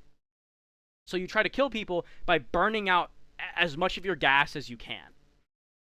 The problem with Vanguard, especially modern Vanguard, is you can't, like, really burn gas, right? The best example I can give you is, like, GBT14 Alt Mile, where you would try to do like a 9-attack turn and CB5 on first stride, and then if you didn't kill them with that, you died because you ran out of CB, right? But because the way Vanguard progresses, and nowadays where boards just build themselves, you don't have to actually commit cards from your hand to your board. The only way to really be aggro is to tri-lane early. But if you tri-lane early, you get what? 1 extra damage at the cost of like all of your shield. Like, in Magic, the time between when an aggro deck is powerful and when it gasses out is over the course of like 5 turns. In Vanguard, you can do that to yourself in 1 turn by tri-laning. So if you gas, but like the damage you do is the same scale. So like an aggro deck in Magic has like this much time with its gas to kill people, which means it has this much time of pressure, right? Where a Vanguard deck runs out of gas this quick, but it also means it has this much time of pressure. It's not a lot, right? You burn a lot of gas for not a lot of value. So playing aggro in Vanguard isn't really a concept anymore. It was back in the day when like your 5k shields in hand mattered, and you did have to choose, do I call my grade 1 as a 7k booster for offense, or do I keep it in my hand to block a poke, right? That was a choice you actually had to make. But nowadays, you just do your deck's thing, it fills your board for you, and then you just keep everything else in your hand. Like, committing from hand isn't something you really actually have to do anymore unless you're playing against a deck like consistently board wipes and like makes you farm your resources back. But even then, that's so few and far between. So, like, you didn't have decks, like, so... Okay, V-Series Ride Skipping Ezel, sure. V-Series Ride Skipping Ezel is more akin to a ramp deck in Magic. V-Series Ride Skipping Ezel is more analogous to playing Llanowar Elves on turn 1. Because all V-Series Ride Skipping Ezel does is get you ahead of your opponent. Right? If V-Series Ride Skip Ezel, or just in general, because old Ezel would Ride Skip, if just Ride Skipping, if we're deeming Ride Skipping as an aggro mechanic, right, then that means any deck that kills you by being a higher grade than you is therefore aggro. Therefore, Ichi-Kon is an aggro deck. Therefore, Yakuza is an aggro deck, because it kills you on turn 2, while you're on grade 2. Right? Ride Skip Ezel isn't really an aggro card, because this is the hard thing. Every deck in Vanguard is technically an aggro deck, because every deck just wants to throw as much damage to you every turn as possible. Right?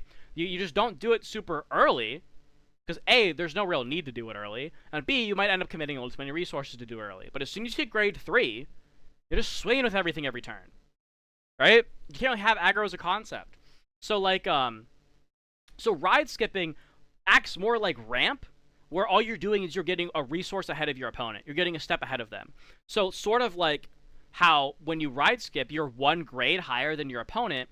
When you ramp in Magic, on the turn when your opponent plays a 3-drop, you get to play a 4-drop, right? And you get to get ahead of them. So, if anything, Ride Skip Ezel is just a tempo play. It just accelerates the tempo of the game. It's not actually, like, aggro. It's only aggro in the sense that every other deck in the game is aggro. As specific because it sacrifices 3 cards to grade 3 turn 2. Are you talking V? Are we talking V or OG Ezel? OG Ezel, you could argue, is like because it's a combo, and it's like, yeah, but OG Ezel sucks too, because OG Ezel is an aggro. OG Ezel was turn 0. Well, I was tier 0, but OG Ezel wasn't a aggro deck. It was like, if I hit the combo, I get to go crazy. V? Was V Ezel even that much of a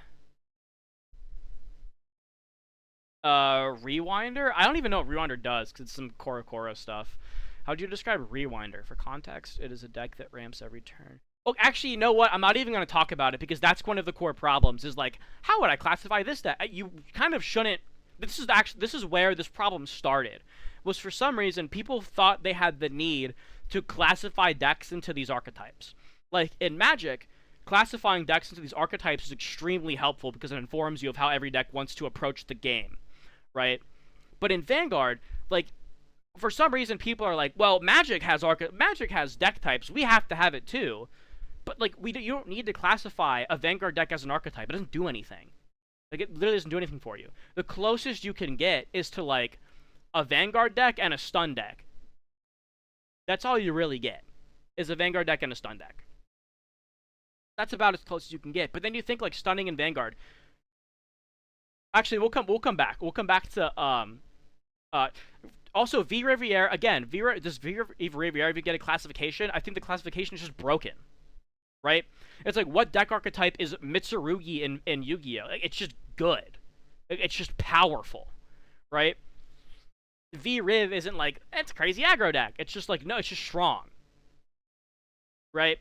Also, remember, we'll go back to the thing I said earlier about Vanguard needing more defined, like, grade 3 turns and stuff. What is we have established this. How do you win a game of Vanguard? You deal damage. Okay, you have to deal them 6 damage.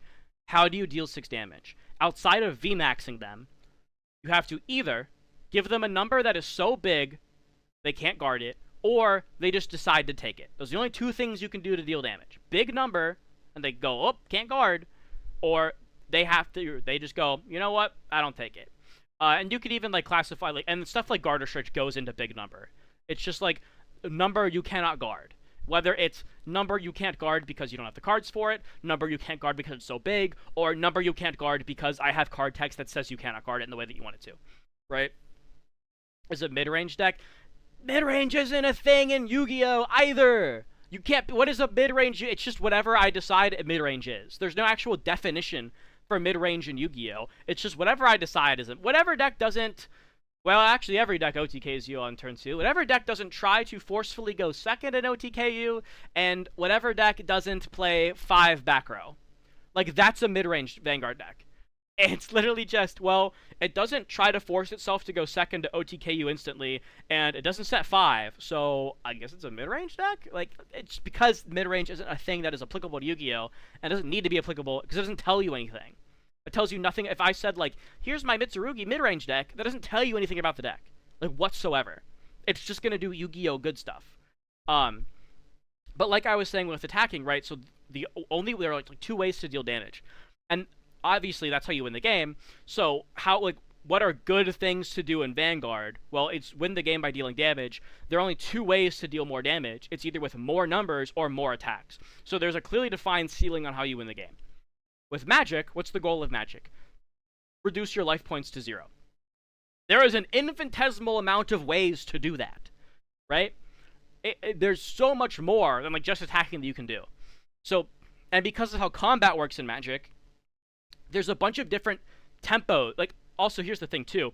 A lot of what aggro control mid-range has to do with is all combat, right? If you really break it down and you try to get the definition of aggro control and mid-range in Magic, it all has to do with combat at the end of the day. It's all about combat.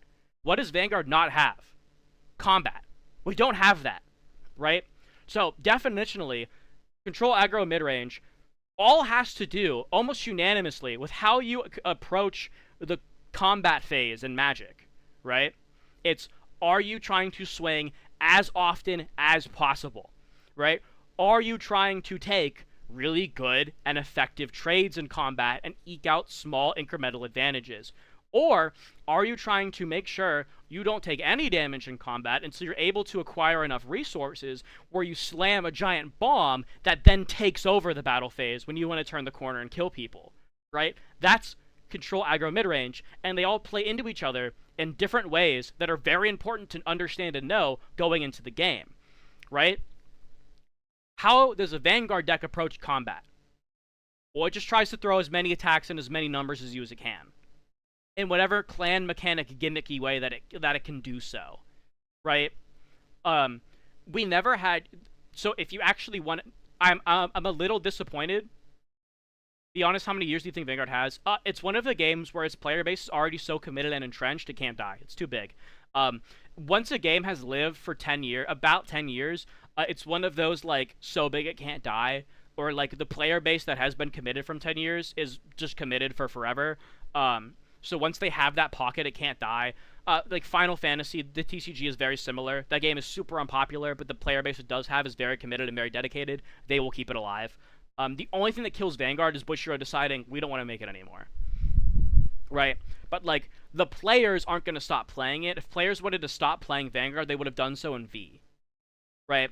Vanguard already survived 2 full reboots. People aren't going to be enough people aren't going to quit Vanguard to kill it.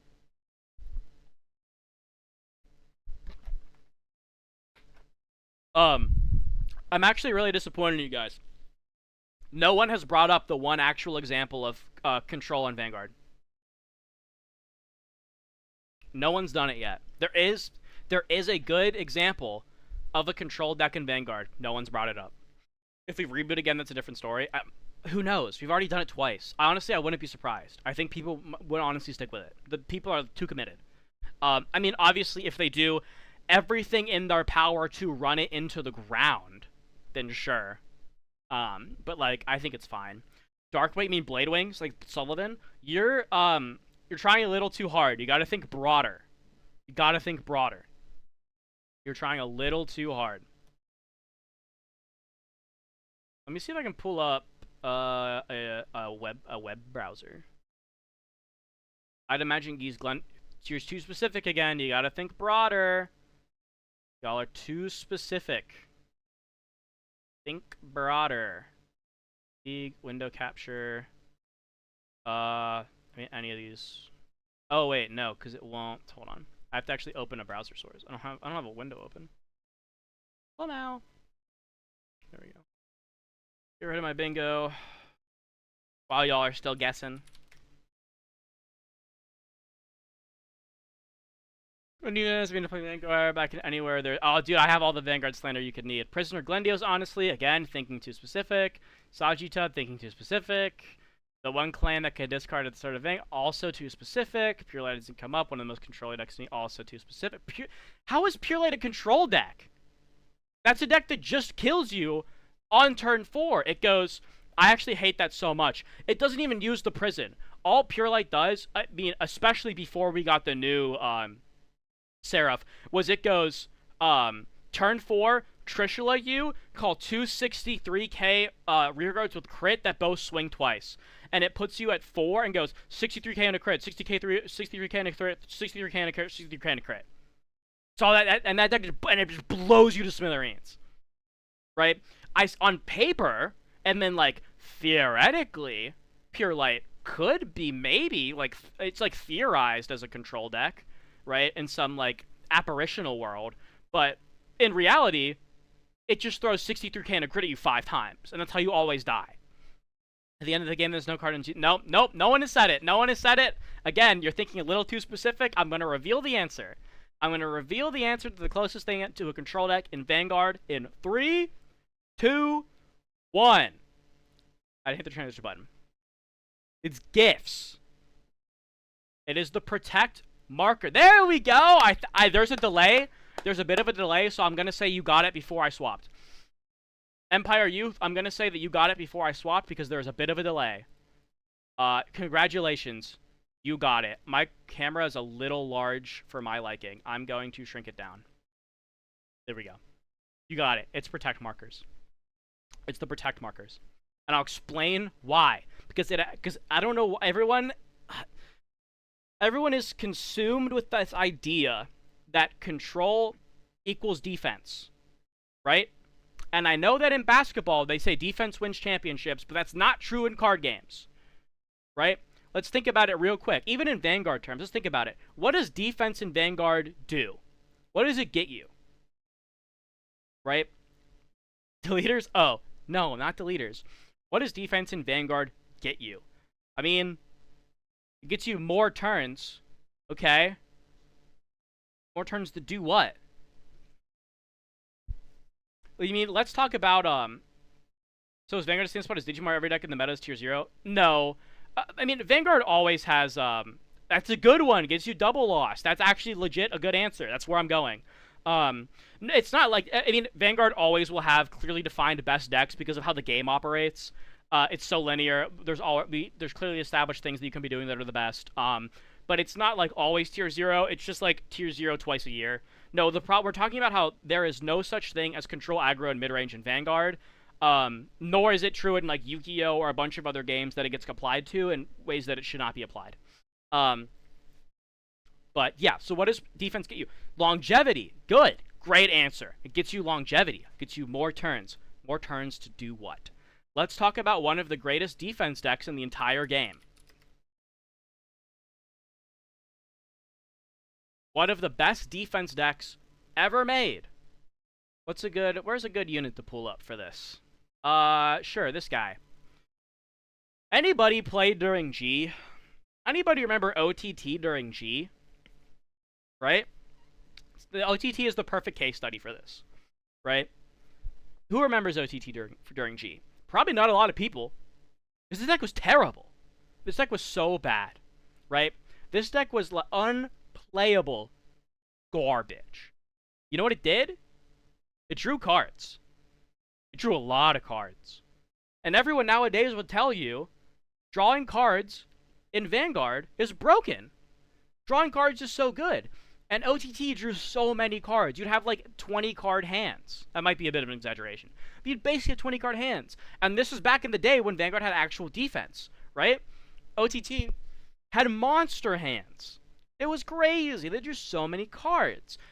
Well, why was it booty butthole garbage and no one played it? Well, cards in most card games is wild. What? Okay. Well, that's because, you know what OTT cards, they drew cards. And those cards drew more cards. And those cards, they drew more cards. And then those cards drew more cards. All it did was draw cards. Yes, you're there. You got it, guys. You got it. Yes. It had no offense. This deck had 0 offense. Right? So, good defense is nothing without offense. I know people say defense wins championships, but you need an offense to do that. So let's think about it in Vanguard terms. What does defense get you? Well, if you don't have an offense, nothing. It just gets you a bunch of nothing. And you sit around and you die. So then let's think about it. So then why do all these other games have control decks? Well, if control deck just means defense, why is it a pillar of deck archetypes if defense doesn't get you anything? Right? Why is control one of the big 3 deck types if just defense doesn't do anything? I thought control decks were defense, like Mega Colony Stun. Another deck, which, wouldn't you know it, is one of the worst decks of all time until it's broken, and then it's a nightmare, right? What makes control good, right? It gets 0 cards in your deck. That's bad. So why is control a pillar? Well, let's think about it, right?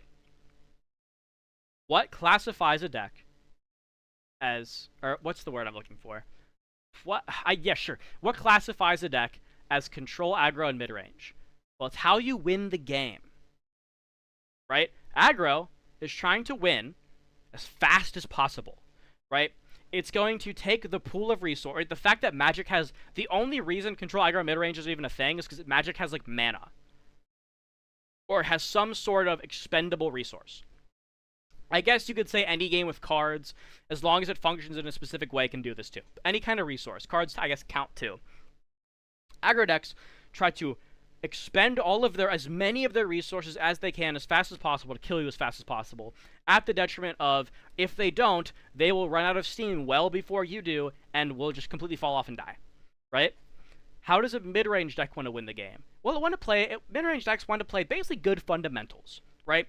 In Magic, they want to play well-statted creatures that will trade favorably in combat, right? And will give them advantages to push through damage and beat you with just, like, by playing good, solid game, right? That's mid-range, right? It's the middle range. It's not trying to kill you super fast, and it's not trying to control. It's just right in the middle. How does a control deck kill you? It's not with defense. We know that doesn't get you anywhere. Control decks, the actual defensive part of a control deck is a, not subset, but it is a, like, result of the strategy it employs to try to kill you. And typically control decks want to kill you with a big bomb, right? They want to kill, well, we're going to get there. Playing at someone's tempo doesn't kill them, right? You play at their tempo and their pace, correct, but that doesn't kill people. Why do you want to play at their tempo and their pace? Why would you want to do that? This doesn't win you the game, right? If you say you're trying to lock someone out of the game, that's a stun deck, not a control deck, right? In terms of, So you got the mid-range, you're right. They want to outvalue you with just good stats, good numbers, just, like, efficient, good, what's the term? Not overpowered, but, like, overtuned, good stuff. And then, they want to kill you with a big bomb. They want to play this big late-game card. This big, like, 7/7 flyer, right? This indestructible 8/8.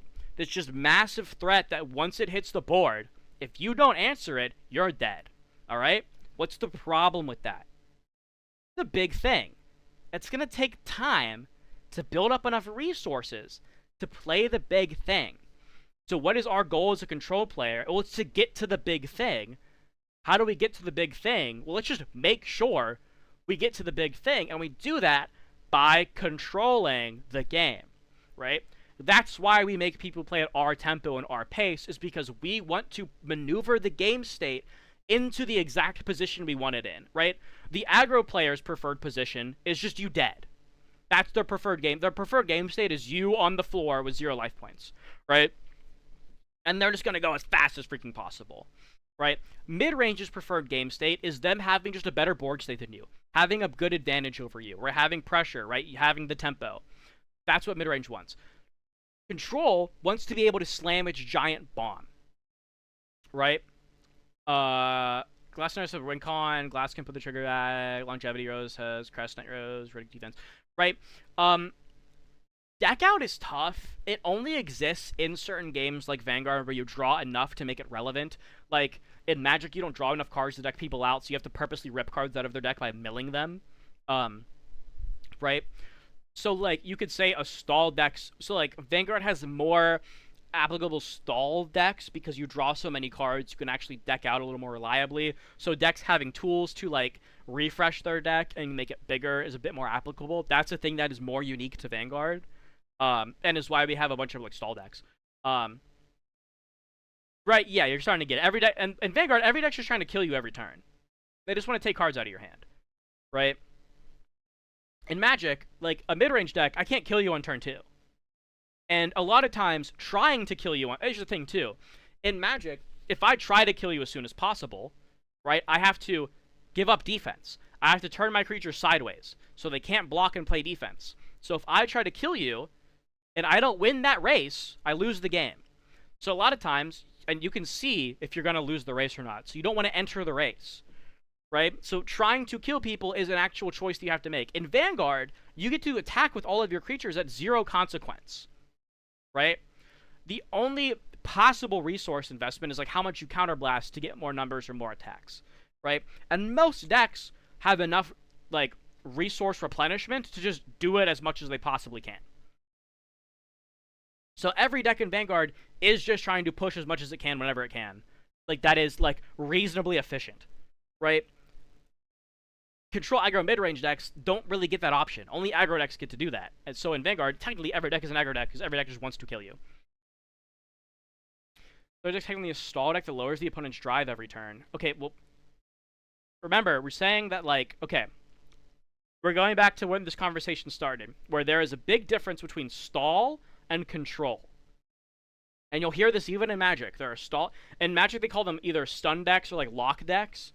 Or prison. They'll call them prison decks. In Magic, stall decks are called prison decks. But there's a difference between stall and control. And in Magic, it is control and prison. They're two different strategies. In Vanguard, stall is a bit more of a win con because you can reasonably just let your opponent deck themselves because you see so much of your deck. I wouldn't call Soraja a stall deck. Minusing your opponent's drive is, like, barely defense. I wouldn't call that stall. Stall is something like Chaos Breaker or Mega Colony, where you try to...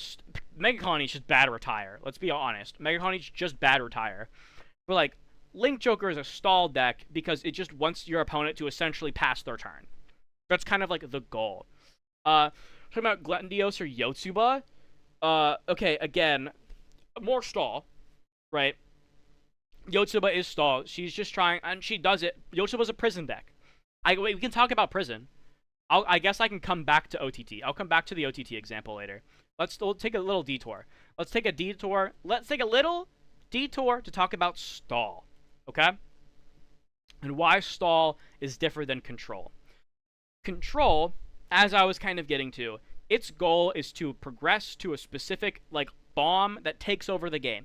Control decks need to, at some point, so the way control wins is at some point, the control deck needs to stop playing defense and needs to turn the corner to offense, right? In Magic, this is when they slam their big bomb, right? This is when they play the 7/7 flyer with hexproof, right? At some point, the control deck needs to turn the corner and start going on the offensive. But they only do that once they've set up the game in a state where they can do that advantageously and basically guarantee the win, right? They're just trying to maneuver the game in that position. But at some point, the control deck has to turn the corner. A stall deck never turns the corner. Alfard just tries to explode you as soon as he gets his combo. Alfard's like a weird combo. Alfard, the closest thing you can, like, compare it to is a combo deck. Because there's no way to actually rip the Elementaria out of your opponent's hand, so there's no reason to hold the Alfard skill once you have access to it. All holding it does is just give them more opportunities to find Elementaria. So you just fire it off. Okay, that's not right. So you just fire it off as soon as you get it. There's no reason to, like, hold it or set up for any kind of scenario. You just have to fire it as soon as you see it and hope they don't have Elementaria. Because all waiting does is give them opportunities to find it. So Alfard is not a great example. Mega Colony's a bad Retire deck. It's a bad Link Joker deck. Well, Link Joker came out after Mega Colony, so if anything, Link Joker is just a better Mega Colony deck. Mega Colony came out first, and it is just a bad Retire deck. The only thing is it like forces you to minus yourself, which was kind of cute back in the day, but players quickly found out that it was like inconsequential. Like you might as well just retire the thing. Like just play Kagero. Kagero is the same deck but stronger. Lured Stall Worlds lost a deck out of this very annoying matchup. Yeah. So prison decks, right? Never turn the corner. They stall. They stall for the whole game. And their win condition is baked into that stalling, right? So things like the classic example is Lantern Control, which is a deck that wouldn't even win. It would just stall long enough for your opponent to give up and concede, so they could go to game 2. Like that's like the antithesis of stall decks, right? Prison decks, they try to just lock your opponent out of the game so they can't take any game actions, right? And then they'll just like play a one, and then like kill you with like a 1/1 token, right? Because if you can't do anything, eventually I'll get 20 turns to swing with my 1/1 and kill you, right? So they win by blocking you out and just letting like the inevitability of time do its thing, right? So Vanguard can do that with stall.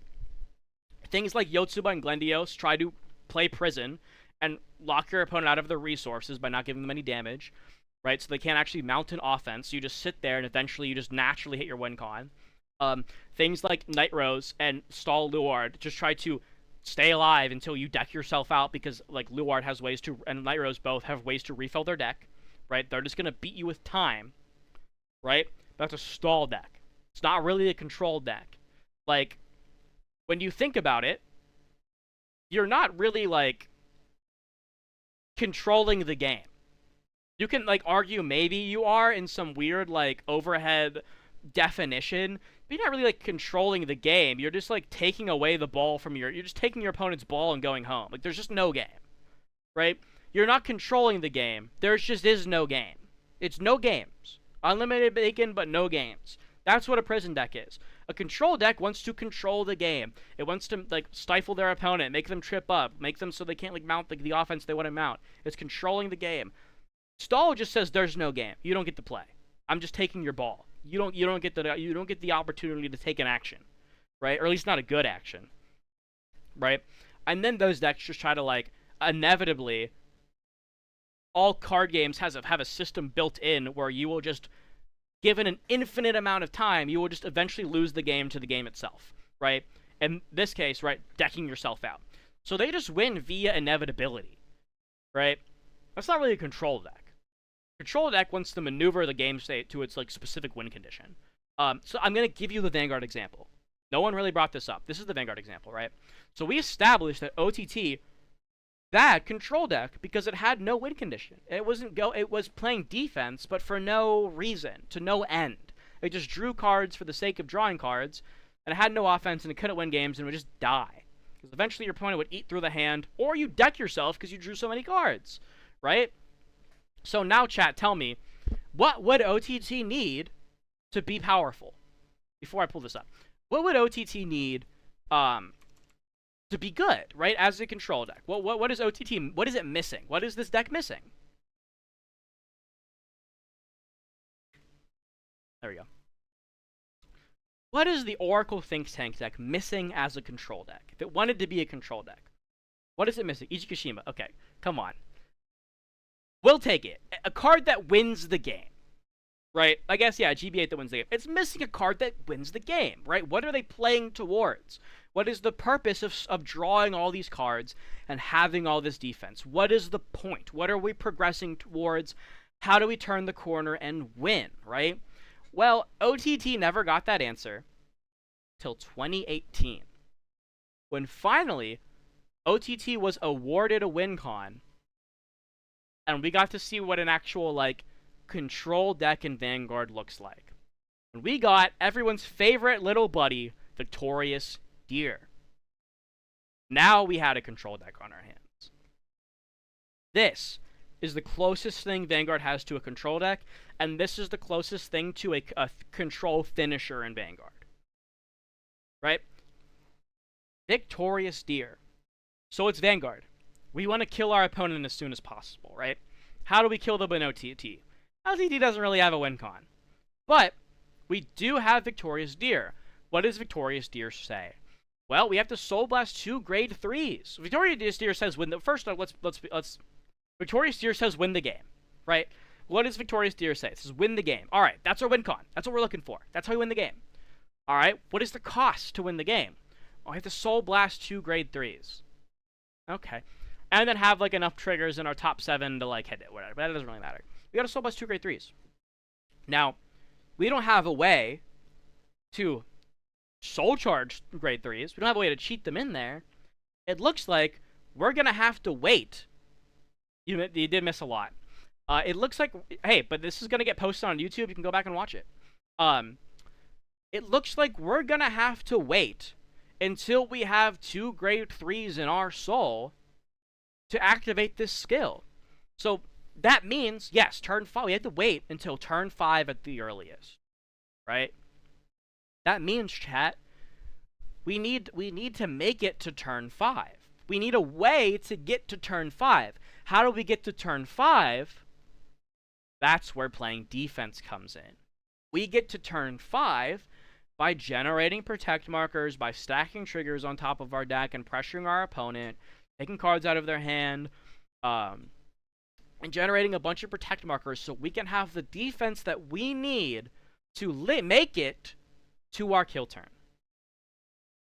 Right? That is how control decks operate. And the reason this is the closest thing Vanguard had to a control deck is because they tried to unnaturally inject it into the game with control, aggro, and mid-range. And then they made these and completely broke the entire system in half. This, actually, did you miss anything? A lot. So your control deck needs to stall. Kind of, but you're missing the why does it need to stall? You're missing the why. We just had this entire, oh, you missed it. We had the entire section establishing stalling for the sake of stalling is bad, not a control deck, and doesn't do anything. Right? You need the reason to stall. So, gifts as a concept were actually a pretty good idea to introduce the concept of control aggro mid-range into Vanguard. Either going to be 3 videos or 1 long video. I don't know. It might be 3. It might just be 1 gigantic video. I don't know yet. I'll have to see afterwards. Probably 2. Probably be 2 videos. If not, just the control aggro mid-range video by itself. Right? The reason you stall is because you have to stall to make it towards your win condition. Right? It is a necessity for you to get to your game plan. Right? Decks that stall for the sake of stalling are called stall decks. And they win in a entirely different way. But let's talk about gifts. Gifts were actually a pretty good way to introduce control aggro mid-range. It was built in pretty well because you had a lot of the same elements, right? Protect decks were, at the beginning at least, built to function like control decks. They had these really big late-game grade 3 bombs, but they only functioned once you've ridden a couple times, right? Like, the Deer needs you to Soul Blast 2 grade 3s. And then they kind of immediately gave up on that, and Protect decks stopped really becoming control decks at all, and they just became kind of bad, because it turns out, actually, this is actually a really good concept to actually tie back into. Chat, do you want to know why Vanguard can never have control aggro in mid-range? It's because, as a concept, control is too broken in Vanguard. It is fundamentally unbalanced in the game of Cardfight Vanguard. And we saw this with OTT. OTT is the closest thing we could get to a realistic control deck, right? It's a deck that plays very strong defense for the purpose of getting to a win condition, right? But let's think about that for a second. What is the strongest thing we could do in Cardfight Vanguard? Well, so the strongest things we can do in Cardfight Vanguard are more attacks in bigger number, right? How do we beat that? We beat that with bigger shield. If we get bigger shield, if we get more shield, we can stop both bigger attacks and bigger number if we just have more shield. right? The problem with that is bigger shield doesn't win us the game. It just stops us from losing. But now, once you have a way to win the game, right? Now that you have more shield and card that says win, you are now the strongest deck in Cardfight Vanguard to an unbeatable degree. The only way to beat that would be with a deck that has a card that says win more or faster, right? OTT was so broken and so unbeatable because it fundamentally broke Vanguard, right? People, I don't know if people said this in G, but I had this thought in G, is like the second you give OTT a win condition is the most broken deck in the game because defense in Vanguard is so strong because the entire game of Cardfight Vanguard is played on defense. This was especially true before D. Kind of no longer the case in D. It's more like Go Fish. But back in the day, the person that won a game of Vanguard wasn't really the person who just threw big number at people, right? It was the people that were able to guard more efficiently and more effectively than their opponents. Because when you are able to guard efficiently, that lets you maintain more shield for the next turn. And someone who guards inefficiently doesn't have shield for the next turn, and they die, right? What's the one constant in Vanguard? Is you're gonna have numbers thrown at you, right? You're turning your entire board sideways every single turn. That happens no matter what, okay, right? So what's the actual variable in Vanguard? If the variability in Magic is whether or not you attack, right? You make the decision of whether or not you want to attack and lose your defense, or not attack but leave up blockers, right? Where is that decision in Vanguard? That decision's on defense. It's whether you guard or you take the damage to acquire resources, right? And that decision is what made good players. Just like how in Magic, like mid-range matchups are won by whoever is better in combat and whoever uses their cards more efficiently. Games in Vanguard were won by whoever guarded more effectively, right? Who was ever able to better account for like the trigger variance and who made smarter guarding decisions, right? And was able to commit the right card, leave the right cards in their hand, and commit just enough for defense to have some still to play on offense and stuff, right? That's where the game of Cardfight Vanguard is played. The second you are able to just completely guard all of your opponent's attacks, you're invincible, right? And then, if you give that player a way to win the game, how do you beat that? You don't. You have to print a card like Zenbaku that like stuns the deck so they can't go plus, and then sneak in a kill through that, right? You just can't like defense in Vanguard is too strong. It's too good.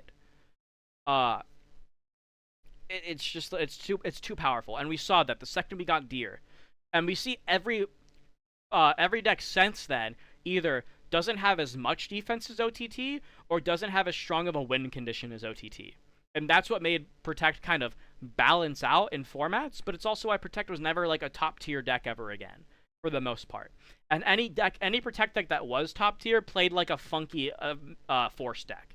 No deck in Vanguard was a true control deck because the concept of a true control deck is too broken in Vanguard. It's the same problem with Nubatama.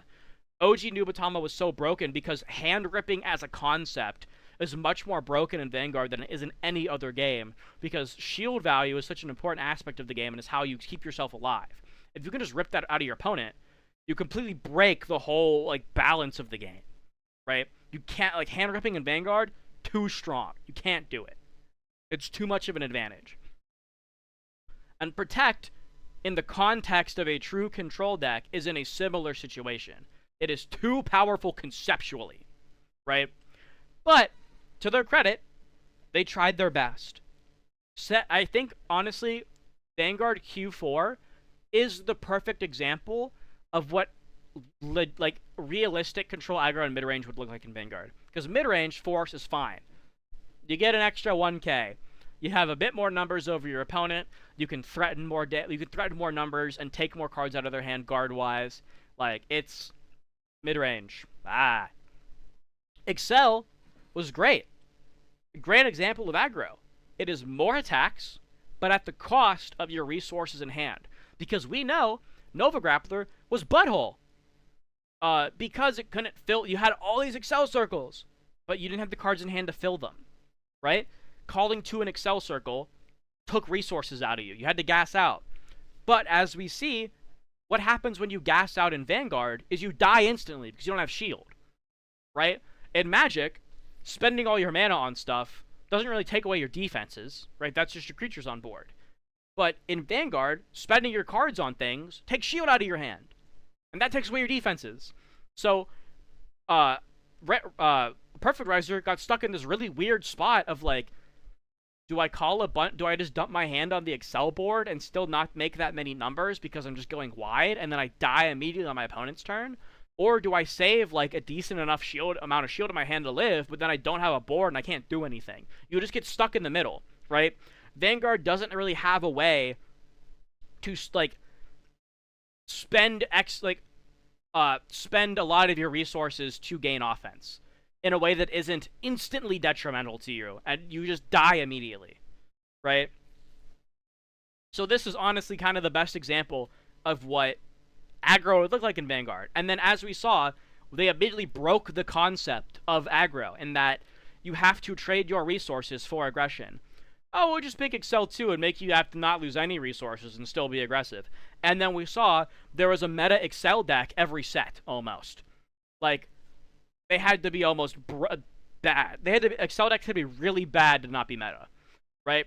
That's the problem, right? Excel 2 tried to fix that when it shouldn't have been fixed, because that's a fundamental characteristic of the archetype, is that you're trading your resources, your longevity, for aggression, right? But in Vanguard, that concept doesn't work because you just instantly lose the game, because that longevity and resources are how you play the game, right? And as soon as you fix that, you've broken the concept of aggro, and now aggro is just the deck that kills you the fastest, which makes it the best thing.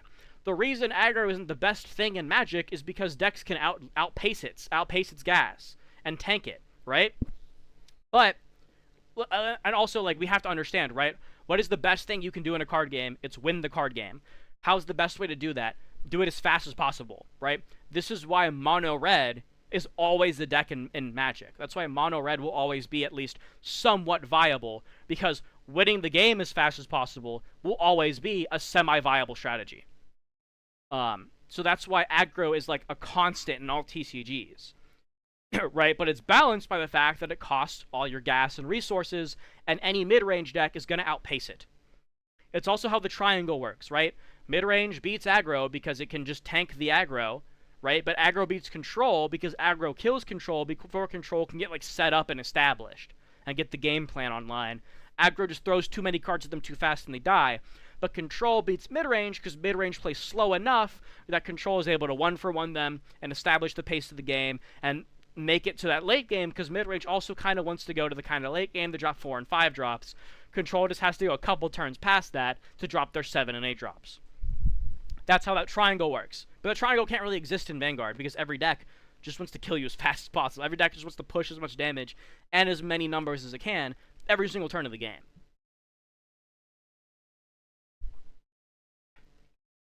Any questions, class? As I reset my dry throat and mouth.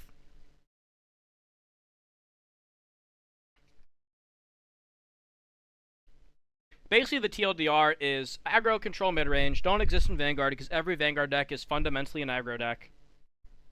And they did try to implement control into Vanguard, and when they did actually implement control almost perfectly, it was the most broken deck by far and was borderline unbeatable. Everything you said makes perfect sense. Awesome. Every standard deck is a cone of paint in the same slot. Pretty much. And then this is what I was saying earlier with standard. I don't know if you were here yet. The reason why all the standard decks are the same, right? I'll rehash this really quick. So everyone's complaining that every standard deck is just multi-attack, get front row numbers, and triple drive. And that's what every deck does, right? There's a reason for that. Because in the game of Vanguard, right, Vanguard is a very linear game. How do we win? We deal 6 damage. How do we deal 6 damage? Outside of VMAXing somebody, there's only 2 ways. Either A, we give our opponent so many numbers they can't block it all, right? Or like we have card text that says they can't block it, or they don't have enough cards in their hand to block it. Somehow they're unable to block the damage. Or they just decide to take it. Those are the only 2 ways we deal damage. And because of that, because there are only those two ways, well, now we just need to know what is the best way to get them to do that. And there's only two. It is with more attacks and more numbers, right? Bigger number of attacks. The only two things we can do. So Vanguard has a very established ceiling of what is the best thing any deck can be doing, right? The best thing you can do in Vanguard is deal damage to win the game, and you do that by either attacking more times or by attacking with more numbers. So because of that, the best things the deck can do are pretty locked in and set in stone. The reason Vanguard made it this far with, like, creative deck archetypes was because clans kind of gave them a bit of a break. If we know that, like, so if we have a game and we know that clearly the best thing we can do is more attacks and more numbers, okay? Every deck is going to want more attacks and more numbers, so we should make decks work for those more attacks and more numbers, right? And then, like, the checks and balances is some decks have to work a little bit harder than others for certain different aspects, right? And the clans would also be incumbent upon their given clan mechanic to accomplish these goals, right? So we all know multi-attacking is good. So a lot of clans would find different ways to get to that goal of multi-attacking. Pale Moon is like, if I call cards from Soul, okay, how do I multi? If I do it during the battle phase, they'll come out stand and I can swing with them, right? Granblue, similar concept. If I do my drop zone calling during the battle phase, I can get more attacks, right? More power is good. Neo Nectar, I have this card that when I place a card with the same name, I get some power. If I do that over and over again, and I do these bloom combos, I'll get a lot of power, and I can push it at my opponent, and that's good.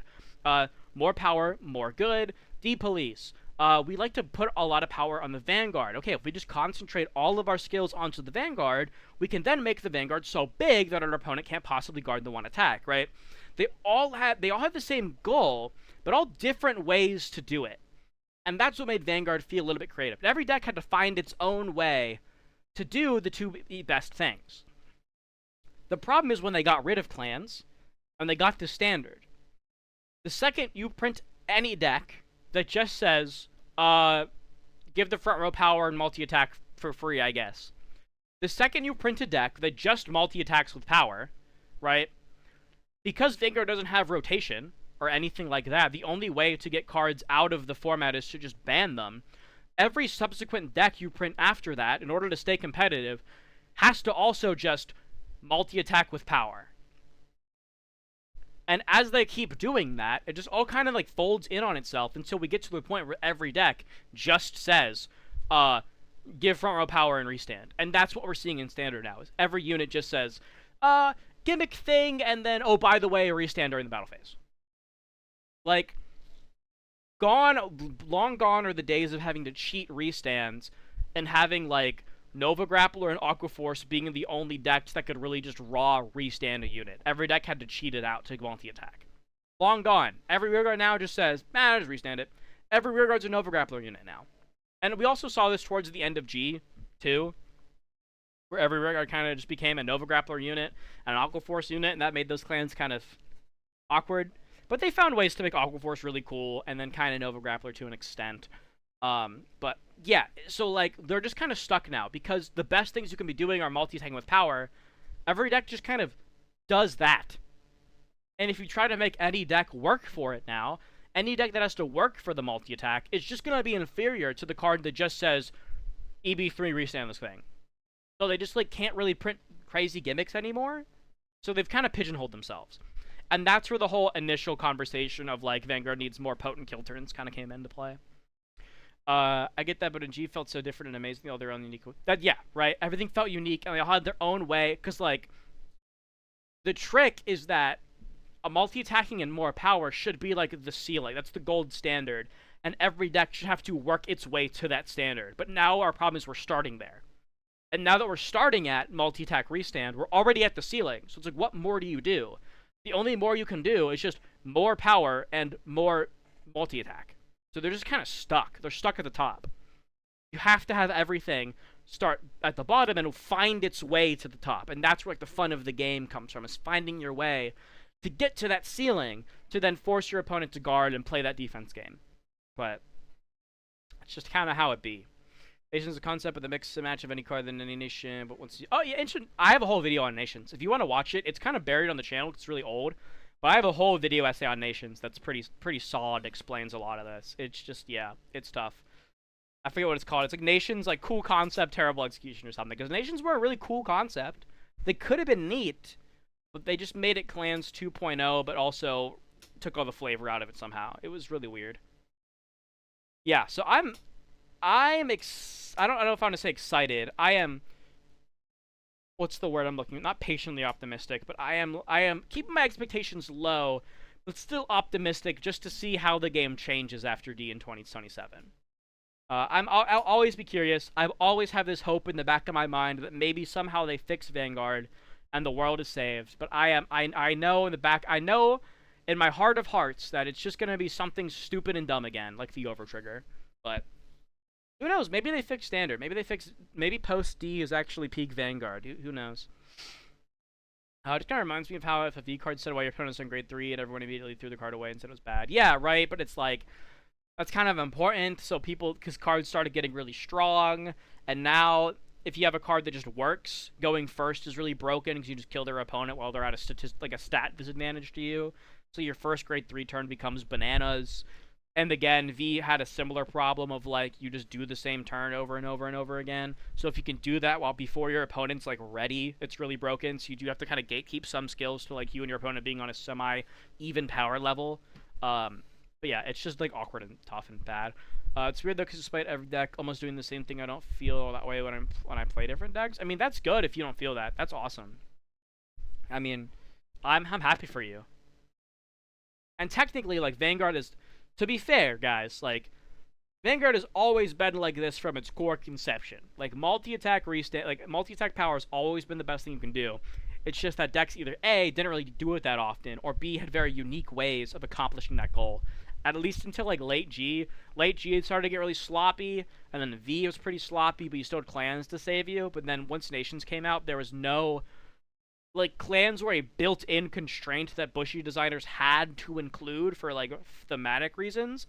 As soon as those went away, they were completely free to just go, well, we got to make it restand and get power to the front row and triple drive, so we got to put that somewhere, and they just stick it on the card.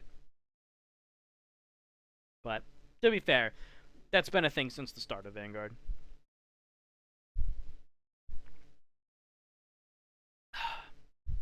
Yes, we have completely gotten rid of if your opponent's grade is grade 3 or greater. Look at Aichi-Kon. Aichi-Kon just kills you when you're on grade 2. Like, I don't know why they got rid of it, but they just completely, it's really annoying. When I was playing the Kai-Kon, all of the text that says if your opponent's grade 3 or greater, all it is an extra stat boost to push your rear guards up to grade 3 thresholds. So it's like inconsequential. It's like the same turn. It's the same turn if your opponent's on grade 1 or grade 2, so that your power scales to hit them at grade 3. It's really dumb. But whatever. Got to see what the new. Yeah, got to see the new series, right? Like, we'll see. I'm optimistic, but I don't. It's probably not going to be good. Probably not going to be good. Matches playing Alter Slaughter. Yeah, that's valid. What the point of Nations? The point of Nations is so they can print 200 clans. They didn't like printing only 23 clans. They wanted to be able to print 300 of them. They wanted an infinite number of clans. Nations gives them an infinite number of clans. That's kind of what it is. Ever since the Icon decks, now the new set 3 is just pushing out. Yeah, it's your first grade 300 is disgusting. Good as one deck does something that makes it a step above other. That's also true, right? Vanguard has no rotation, has no way to reset a power ceiling. So as soon as one deck takes a step above the others, either that deck has to get completely banned, or everything else has to come up one step. And Vanguard traditionally likes to power creep things and take things up a step. And now we're just stuck at the top of multi-attack with power. Novas are not winning, dude. Rotovisor, you can't be a real Nova player if you think we have Rotovisor as winning. That deck is an affront to Nova Grappler players everywhere. It is Bushiroad feeding you your little table scraps. Going, ooh, look, a robot! It's in the Nova Grappler arena. You love that, right? You little Nova Grappler player. You like little Nova Grappler arenas. And every Nova Grappler player with half a backbone is like, this deck is unplayable dog water. What are you giving me? And Bushiroad goes, but it's robots. You love robots. Take your robots. You love them. And I'm like, no, give us real Nova Grapplers. Like, nope, don't read them. Just look at them. Just look, it's robots. It's robots.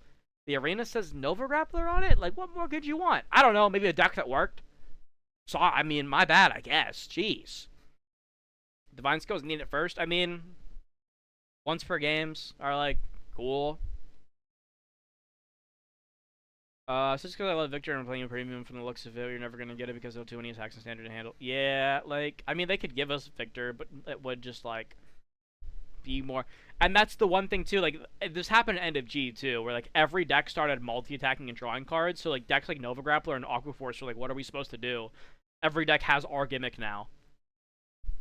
It was really, dude, they hate Nova Grappler. I don't understand it. They hate the robots, dude. It doesn't make any sense. Turn a Rotovisor card, it always goes against... Dude, it's bad. All the Rotovisor cards, like, conflict with each other. We've only gotten, like, 2 good ones. It's crazy. They also have, like, the worst ride line of all time. At least worst, like, Brant ride line of all time. It's just, it's a disaster. It's a complete disaster. That deck is a travesty. That deck is, should be encased in carbonite and thrown it to the bottom of the ocean. Dude, when Roto... You know what the worst part is? You know what the worst part about that is? I'd rather CB2. Because what they did is they went Rotovisor CB2. And we're like, CB2? In 2023 or whenever it was? CB2 in 2023? Are you ridiculous? I mean, I guess. Sure. Whatever, man. Okay. And then they print this new grade 3 that goes, hey, what if you only had to CB1? And we went, ooh, I only want a CB1. And they go, right? But instead of the other CB, you have to EB3. Ooh. We went, okay. Wait a minute. Wait. We have a grade 2 that needs to EB3 for your turn to work. And you want us to EB3 on hit for the order skill to countercharge the CB2. And now you want us to EB3 again to restand? So you're telling me in my deck that doesn't accrue any advantage, doesn't fill the board, some plus, you want me to EB9 every turn? And you would just end up CB2ing anyways, because you couldn't spend EB9 every single turn. And they'd go, well, just hit. Just hit and tap the arena so I can EB energy charge 2? And my deck that wants to EB3 3 times every turn? Yeah, that's gonna happen. So, like, I have this whole rant about it, but they're like, yeah, well, the main combo is you go swing this, you tap this order, and then you tap this. And it's like, you mean my main game plan to activate my effects is to resolve 3 on-hits? Dog, if I'm dealing 3 damage in a turn, I'm winning the game! What do you mean you want me to resolve 3 on-hits? It's ridiculous. It's so crazy. It's crazy. End of G when they did Nova's worst, give every when it stands. Dude, End of G Novas, 8 draw Victor is peak card fight Vanguard gameplay, dude. 8 draw Victor was peak. I was broken, but it was so fun. It was so much fun. Ugh.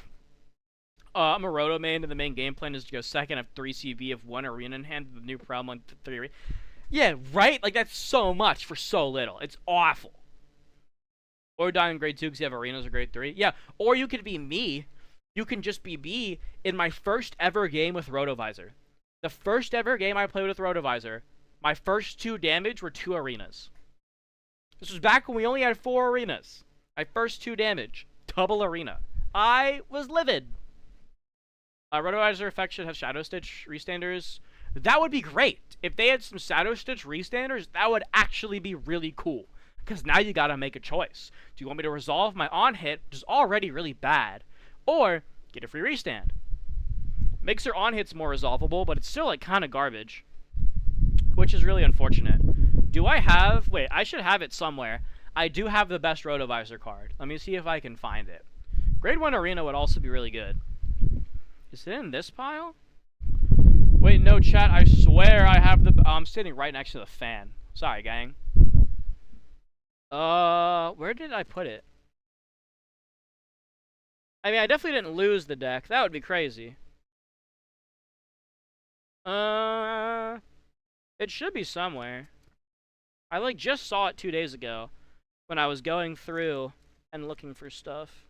Is it this? That looks like the crit. Oh no, that's this. No.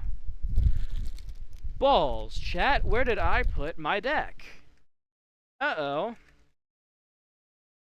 I'm gonna need it. It sucks too. I don't want to lose that deck, because I'm gonna need it to beat Chaos Breaker. Where did I put my Brandgate deck? Uh-oh, stinky chat. Is it over there?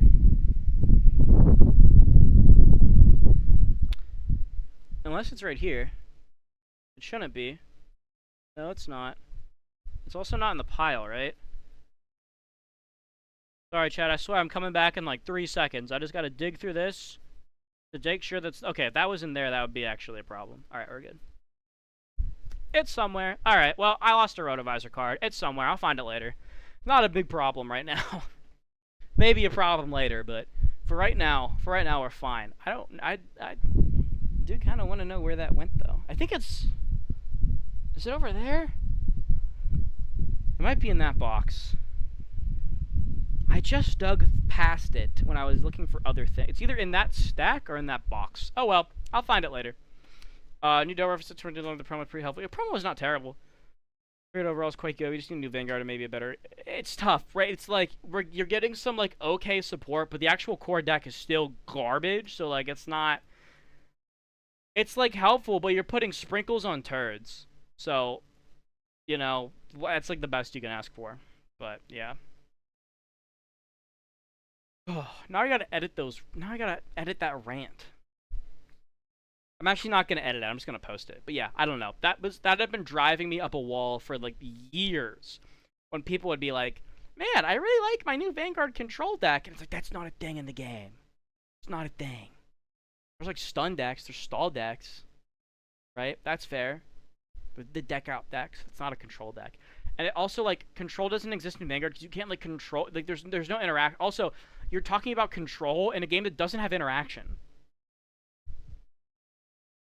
Like, the closest you have is, like, the Nile Griffin and Premium. You can't legitimately interact with your opponent at all. How are you playing control? Right? It's just glorified stun. That's all Vanguard has. Like, oh, I locked their card. Ah. Cool. Any idea why Vanguard doesn't have a Master Duel type game? A, they hate us. B, we do have a Master Duel type game.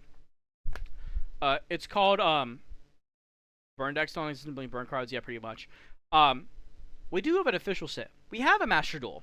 It's called Deer Days. And the reason we have that instead of a sim is because it's infinitely more monetizable. Because you have to buy DLC all the time, and whenever they decide to make a Deer Days 3, you have to buy the game again. You just gotta buy the game again. No, yeah, we have an official sim. It's called Deer Days, and it's, because it's super monetizable.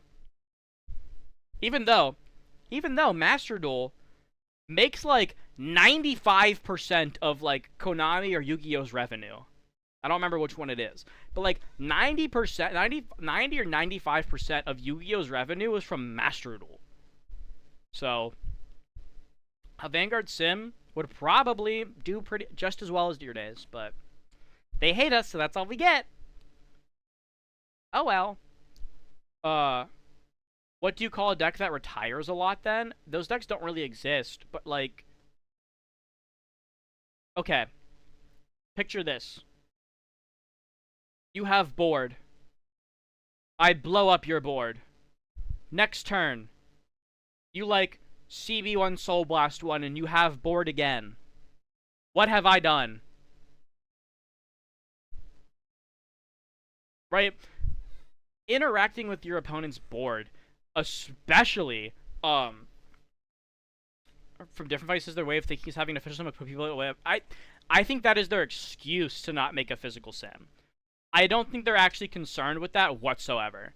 I don't think they have an actual genuine concern of pushing people away from the physical game, because Deer Days is just a sim but you have to spend more money on it. Like, it has a ranked ladder. They released the DLC to push, like, the cards into the game like Master Duel does, like, their slower releases. Like, it's functionally identical. It's just costs you more money to engage with on a... You just can't play it for free. You have to spend some money to engage with it. So I think that's just a convenient excuse and not a legitimate reason. Like, a good example is Flesh and Blood. Flesh and Blood, the whole point of the game is you're supposed to play it in real life, in Flesh and Blood, against real people, so they don't make a digital version of it at all. Right? So if they're scared that an official sim would push people away from the physical game, why the frick did they make Deer Days? You know? That's, like, it doesn't make any sense. So it's just I think it's just an excuse. Like, that reasoning doesn't make any sense. Envy gets a lot from retiring the board, but that has nothing to do with your opponent, right? That's the same as saying if I CB1, I get stronger, right? That has nothing to do with me interacting with my opponent's game plan. And the reason I said what I said, I'll go back to it with what about decks that retires a lot. The reason I said what I said is decks build boards so frequently and for so little resource cost that, like, retiring them doesn't do anything really, right? You could argue decks that bind is a more efficient form of removal because you can actually remove people's, like, critical game pieces that they need to play the game. Some decks do just fold to getting bound, because that's, like, the go away forever zone. But, like, just popping a card, like, pop anyone's card, they're gonna be like, okay, and then just go either search another copy or call it back from the drop zone. Like, retiring stuff doesn't actually accomplish any goal. Maybe, like, oh no, they don't have an interceptor, I guess, right? So, like, retiring in Vanguard doesn't really do anything. CB and energy away? Hey, remember when I said that how sometimes Mega Colony sucks balls, but is sometimes the most broken deck on the planet? Let's talk about GBT, or the Zoo Booster Gridora. Are you familiar with OG Gridora? Weakheart's control would be crazy. Let me introduce you to a little buddy of mine. Let me introduce you to one of my friends. Remember, guys, a rush deck? An MG lightning bolt opponent. Wait, what? Remember, guys, a rush deck MG lightning bolt opponent blocker to make goblin hit face. No, you wouldn't do that though, because if you're spending bolt to let your goblin guy to go through, you're only dealing 2 damage when you could just bolt their face and deal 3. So that's actually inefficient math. And in any game state where they can establish a blocker, they can just establish a bigger one on the next turn for more mana. So you should never be bolting. If you're playing actual, like, mono red aggro, you should not be bolting creatures unless you are getting rid of chump blockers to get through with a lot of damage. Right, but normally, you want to be bolting their face because that's 3 damage, where if you bolt the blocker, Goblin Guide's only dealing 2. So, like, the math is inefficient. But no, it doesn't make you control deck. Not even close. Okay, so archetypes in Vanguard are more like beatdown style combat. My point was there doesn't need to be archetypes in Vanguard. There's no reason for Vanguard to have deck archetypes, right? In Magic, deck archetypes are important because it defines how you play the game, right? Aggro, midrange, and control play the game very differently. But in Vanguard, you're all playing the same game. You're all just attacking and guarding, right? You all do the same thing, right? The only real legitimate difference is, like, stall decks that decide to not play the game, right? The reason stall decks are different is because they don't play the game. They just decide to not play the game. We're going to play as little of the game as possible. But every other Vanguard deck, like, doesn't need categorized as something. There's no benefit to doing it. Like, it doesn't actually do anything for you. Right? If I tell you, I'm playing my mid-range Varga deck, that doesn't mean anything. But if I said, I'm playing Control Varga, and then I said, I'm playing Varga, that's the same exact sentence. There's no difference between those 2 sentences, right? So Vanguard doesn't need archetypes. There doesn't need to be a beatdown, a stall, a combo deck. It doesn't need to be a thing. You are all Vanguard decks win the game in extremely similar ways, right? And like it's one of those things too where it's like, let's say maybe we do decide beatdown stall combo, right? Let's get rid of stall because stall is a different thing because it's either playing the game or not playing the game, right? But let's get rid of stall and say you're playing a deck that plays the game. Okay, if you sit down against mid-range Blaster Dark and aggro Blaster Dark, how does that in any way change how you approach the game? How does that change your game plan? I don't think it does. I think you still just put your cards on the table and follow the instructions. And then do your good push turn and try to take cards out of their hand. Right? Knowing what deck archetype your opponent's deck is in Vanguard literally doesn't do anything. It only matters against stall decks that just try to play a completely different game. And you have to know that, like, hey, they're just not going to participate in the game the way that, like, you're supposed to. That's once you need to, like, account for that, right? But that's the only situation that changes how you approach the game in any way, shape, or form. Right? So, deck archetypes in Vanguard just shouldn't be a thing at all. We don't need them. Just because Magic has them doesn't mean we have to have them too. We're a different game, and we're a very different game. Right? So, we do not need archetypes. Ghidorah V is a cool gimmick for control type. Gimmick should be preventing effects. I think it was cute when it was like I took removal, but then you can also plus off the removal. Like that was a cute idea, but it was bad, right? It wasn't great, but it was a novelty idea. Flesh and Blood actual TCG. Flesh and Blood is if we want to talk objectively speaking, Flesh and Blood is one of, if not probably the best TCG out there. Like speaking objectively. I remember calling it a different name because it only had like 1 to 2 sets a year or something like that. I was thinking of Sorcery. Oh. Like, way back in the day, like 2019, 2020, when the game was just starting, yeah, I think only had 1 to 2 sets a year. Now it's just a normal. It's on the Magic cycle, the old Magic cycle, of like a set every set every quarter, basically. But Flesh and Blood is probably one of, if not the best card game out there, objectively speaking. But yeah. I guess this point's kind of moot now, but yeah, recross control in Vanguard would be crazy. We had recross control in Vanguard. It was disgusting and kind of broken for a format. Ghidorah got to say, when it's placed on V or when your G-Unit strides, you can CB1 to choose a column, and your opponent can't call cards to rearguard on the column during the next turn. Okay, that's fine. Normal Mega Colony stuff. But GB1 on Vanguard Soul Blast 1, at the beginning of your ride phase, you can pay the cost, and if you do, you turn one of your opponent's face-up damage face down, and then you get to countercharge. So you could still counterblast. And turns out, it was broken, because you could steal the main resource of the game. It was disgusting! When am I dropping my new... I'm not making a TCG, dog. I'm not doing that. If I was going to do that, I would need a team of, like, 5 of me. Just to get that off the ground. I'm not dropping a TCG. I'll tell you that right now. It'd be fun to theorycraft one, but I'm not making one. That's bananas. What if you can only normal call units a number of times to your Vanguard up to your Vanguard's grade? I think it could have been interesting to change the way the decks are built. I think you'd limit it too much. Because what, you can max call 3 a turn?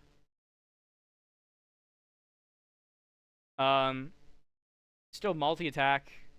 You would just go 2 grade 2s and a booster for one of your grade 2 columns. Like, it wouldn't really do that. It would just, like, it would kneecap the game in a pretty bad way. Like, it would be, yeah, no, it wouldn't work. If you're trying to reference, like, Trinity and Yu-Gi-Oh!, it's like, that game is like operates on an entirely different axis. Like, cards in that game are much more individually powerful. That's something that Nubitama V somewhat, yeah.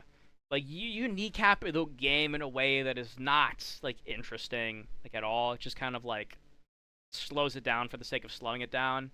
Just kind of would be... People would not... It would not be fun. The game would not be fun. I'll tell you that. The game would not be enjoyable to play.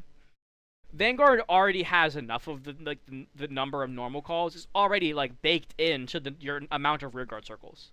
Right? That's enough. Like, that's already enough. It's, like... Your 5 rearguard circles are enough of a limiting factor to make the game interesting. You don't need to do any more than that. 4 cards in hand, you got to discard. Call. I think there was a Nubitama card like that, maybe, and that's like, eh. What about Shadowverse? That's good. I mean, I like Evolve or the digital game.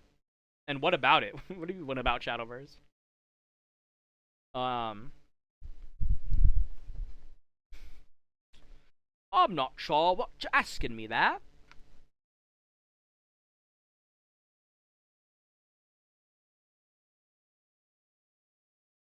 Digital game? Like, what about it? Like, do I like it? It's fine. I don't play digital card games though. I need cards in my hand. I need cards in my hand, or I start getting neurotic. I'm not really great with digital TCGs. I can like make it work, but I can't just like only do that. But yeah. But I mean, it's a good game. I don't like hate it. I think it's fine. I just don't like digital TCGs. It's not my thing. I'd probably play it before I played Hearthstone, but not a big digital TCG guy. Summer Games Fest and State of Play. I'm not really. I mean, I play video games. I'm excited for Final Fantasy VII. What was it called? Revelations. I'm excited for that.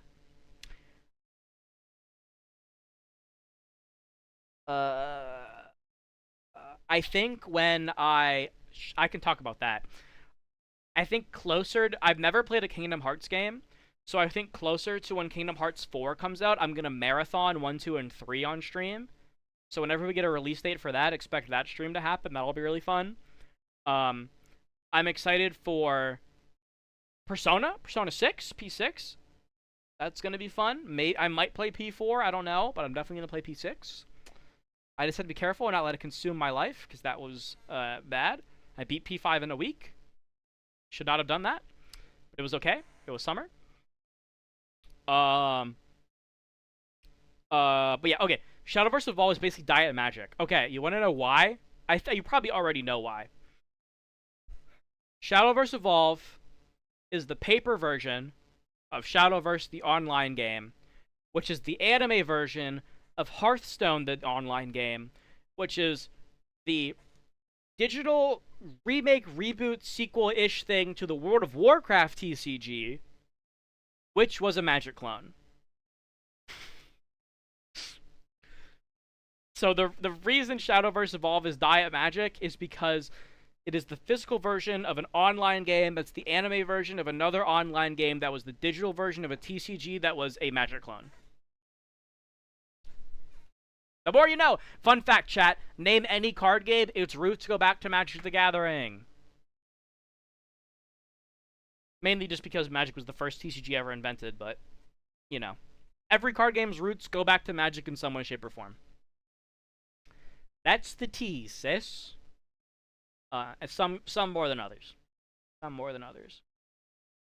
But for the most part. Dog, man, I want Battle Spirit Standard so bad.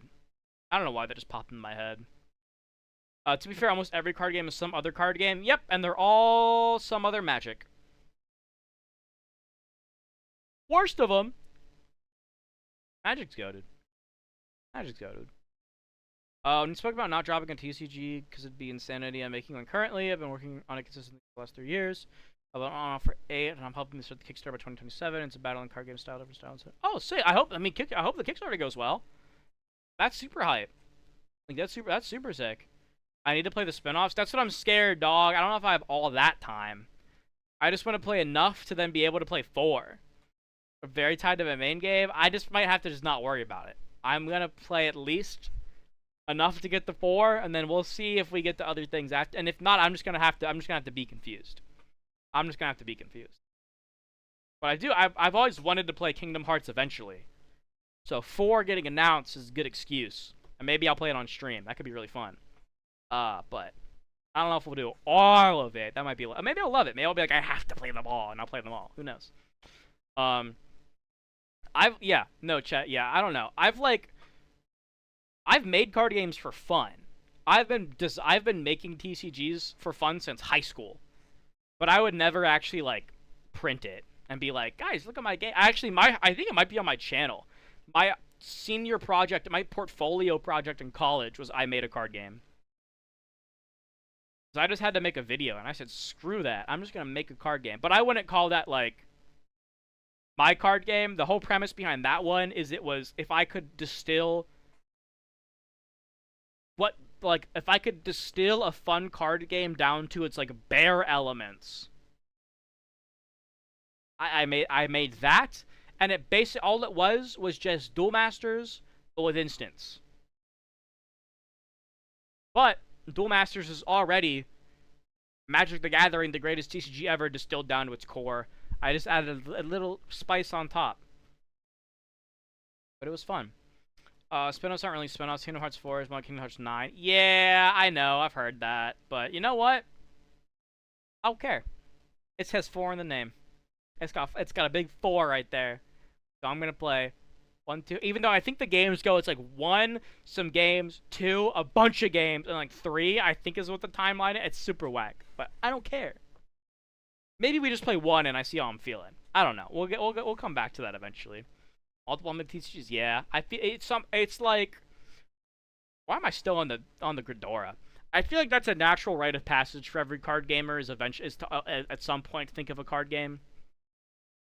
The worst is when I think of a game, and then a game comes out that takes the idea that I had, and I'm like, nuts. Now I gotta retire that idea forever. That happens annoyingly frequently.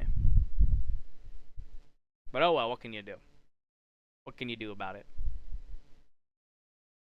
Horns akin to spin-off was overrated. They explain everything to Sora anyways because he's dumb. Perfect! He's just like me! He's just like me for real! Just like me. So I guess that works out. But no, I don't think I would only make, here's the thing too, right? I would only ever make a TCG if I had a genuinely good idea. That isn't just like, here are these 5 things I like. I put them in a box. Right? That stuff, that's for me. That's for me and my Google Drive. Right? If I was ever going to be like, chat, look at the game I made, it would have to be something that is like a genuinely like unique idea. Like I would have to make like the next Flesh and Blood, basically. Right? I'm not going to make a game that's like, guys, I made a game. It's Magic, but this. Yeah, WeCross seem cool. I like the, I think WeCross is also a good example of, like, not to, like, counter my own argument, but, like, WeCross is a cool example of how you can apply control, aggro, and mid-range in a different way than Magic does, and still kind of mean the same thing. Or in WeCross, instead of, like, control, aggro, mid-range being all about how you approach combat and winning the game, in WeCross, control, aggro, mid-range is just what turn your deck wins the game on. I think that's really cool. Vanguard can't have that because every deck in Vanguard is just trying to kill you as fast as possible. And some decks are just slower than others. And then some decks are also, because of how the variance in Vanguard works, is sometimes your deck will just be faster than the aggro deck, and sometimes you'll be slower than the control deck, just based on how things shake out. In WeCross, you had very like specific turns that you're like, I kill you on this turn, or like this 2-turn range, and I thought that was really cool. That was a really like neat way of doing that, and also it mattered, right? Knowing and then knowing what deck your opponent was playing really mattered, because if they're on an aggro deck, you know they're trying to kill you on like turn 4. You kind of have to be prepped for that, or if you're against a control deck, they're trying to wait until like turn 6. You might need to like find a way to push a little bit harder or be prepared for their big giant combo turn. It wasn't like the most intricate thing ever, but it was at least something and mattered somewhat. So I give WeCross the pass. WeCross, even though you're dead now, RIP, shout out to the GOAT, you get the pass for using control aggro mid-range because you use it in a way that actually matters and is relevant to how your game works. So, good on you guys. Sorry you're dead. It's unfortunate, but it'd be like that sometimes. That should be the card game we make, chat. Just make WeCross, but again, because it's dead in America. What are they gonna do? Sue us? You don't make anything here. Let's just make WeCross again. Better yet, let's just make Buddy Fight again. You're only in Thailand. What are you gonna do? Sue us? You don't exist here. We're just gonna make Buddy Fight again. I'll come up with fun ideas for card games, but since I don't know every card game, I have no idea how unique the idea actually is. It do be like that sometimes. Honestly, like, the actual best bet is to just steal from a game that's been dead for like 5 years. That's kind of honestly the safest bet. But I just would never. I don't know. I would not want to be like, hey guys, look at my game. How does your game play? Well, it's Magic, but with sprinkles. I can't. We've seen too many of those. Seen too many of those. It's just not. It's not it. It's not it. Unfortunately.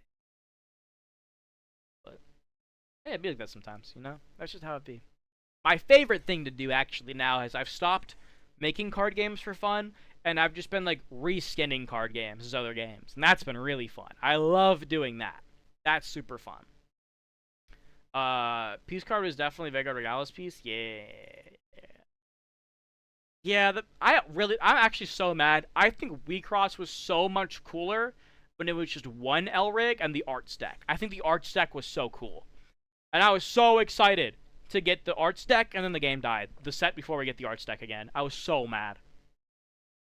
Oh well, it is what it is. I think the Arts deck is so much cooler than the stupid pieces and the assist Elrigs. I think those are dumb and stupid. I'm going to check out the Palworld TCG. As much as I have proclaimed in the past, I don't think the Palworld TCG is what's going to save us, unfortunately. But I'll give it a look. I'll check it out. I'll give it a fair shake. But it doesn't seem that incredible. Not going to lie. It seems very fine enough. And I think that's the problem nowadays, is barring Universes Beyond, every card game that gets printed, or has ever gotten printed, has to answer the question, why should I play this instead of Magic the Gathering? What does this game give me that Magic the Gathering doesn't? And it has to be more than a very slight specific. Or not that, but it has to have, like, more advantages than negatives. Because every game will come out, and I'll be like, why should I play this over Magic? And they'll be like, oh, for this reason. We solved this aspect of Magic. And then I'll be like, okay, but Magic does these other 5 things better. And it's like, okay, do I play this game that has one thing better than Magic, but 5 things worse? Or do I just go back to playing Magic and just kind of deal with the one thing that isn't fixed, you know? It becomes really hard to justify, like, why shouldn't I play Magic? Only really disappointed in the anime about for Vanguard. Why there's a lot to be disappointed about in the anime for Vanguard. Is that the decks don't use IRL lists? Where all the Elementaria cast Blankmakers the closest? So I can't speak to Overdraft because I hate that show and I haven't watched all of it. But I know it's garbage, so I expect nothing from it. What I do know is that back when I did watch the anime in G, it's mostly because Tap 4 for Gundam out. I mean, yeah, we're gonna check it out. I mean, that joke is honestly, even now, the game isn't even out yet, and that joke's already old. But it is what it is. It's a glorified card game commercial, so all the lists are gonna do is just show off the new cards. This is how Vanguard's worked from the start. It's a glorified tour commercial. Any list is just going to be showing off the new cards that are getting revealed. But I do remember back in the day, in G, certain characters literally could not play full builds of their decks. The perfect example is Tokoha. Tokoha is never allowed to play a, like, fully optimized Neo-Nectar deck. Because if she did, the episode would never end. Because at least back in G, I don't know if it's still the same in D, but back in G, the characters would announce all of their skills verbatim. They would read the whole text box, which is really cool. Until you have Tokoha doing Bloom combos, and she has to announce every single Bloom activation. So she was never allowed to play a full Neo-Nectar deck because the turn would never end. Episodes would be 50 minutes long. So she was forced to play, like, suboptimal advertisements for the new Neo-Nectar cards, so that way she only had to proc Bloom twice every turn. It was really funny. But the answer to the question is because it's just a commercial for the new things, so they're just going to show off the new things. And there are some decks whose text boxes are so big, they can't have the character announce all of their effects in a given turn. They have to do some sort of suboptimal version of it to just get through the turn. But that's the answer to that.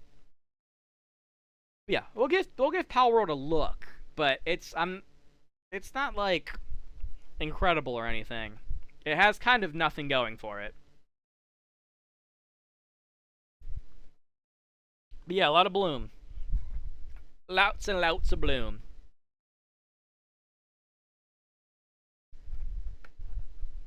Ugh. Alright. Chat, how are we feeling? Ugh. It's almost a 3-hour mark. I told some friends of mine I would play video games with them. What is tomorrow? Wednesday?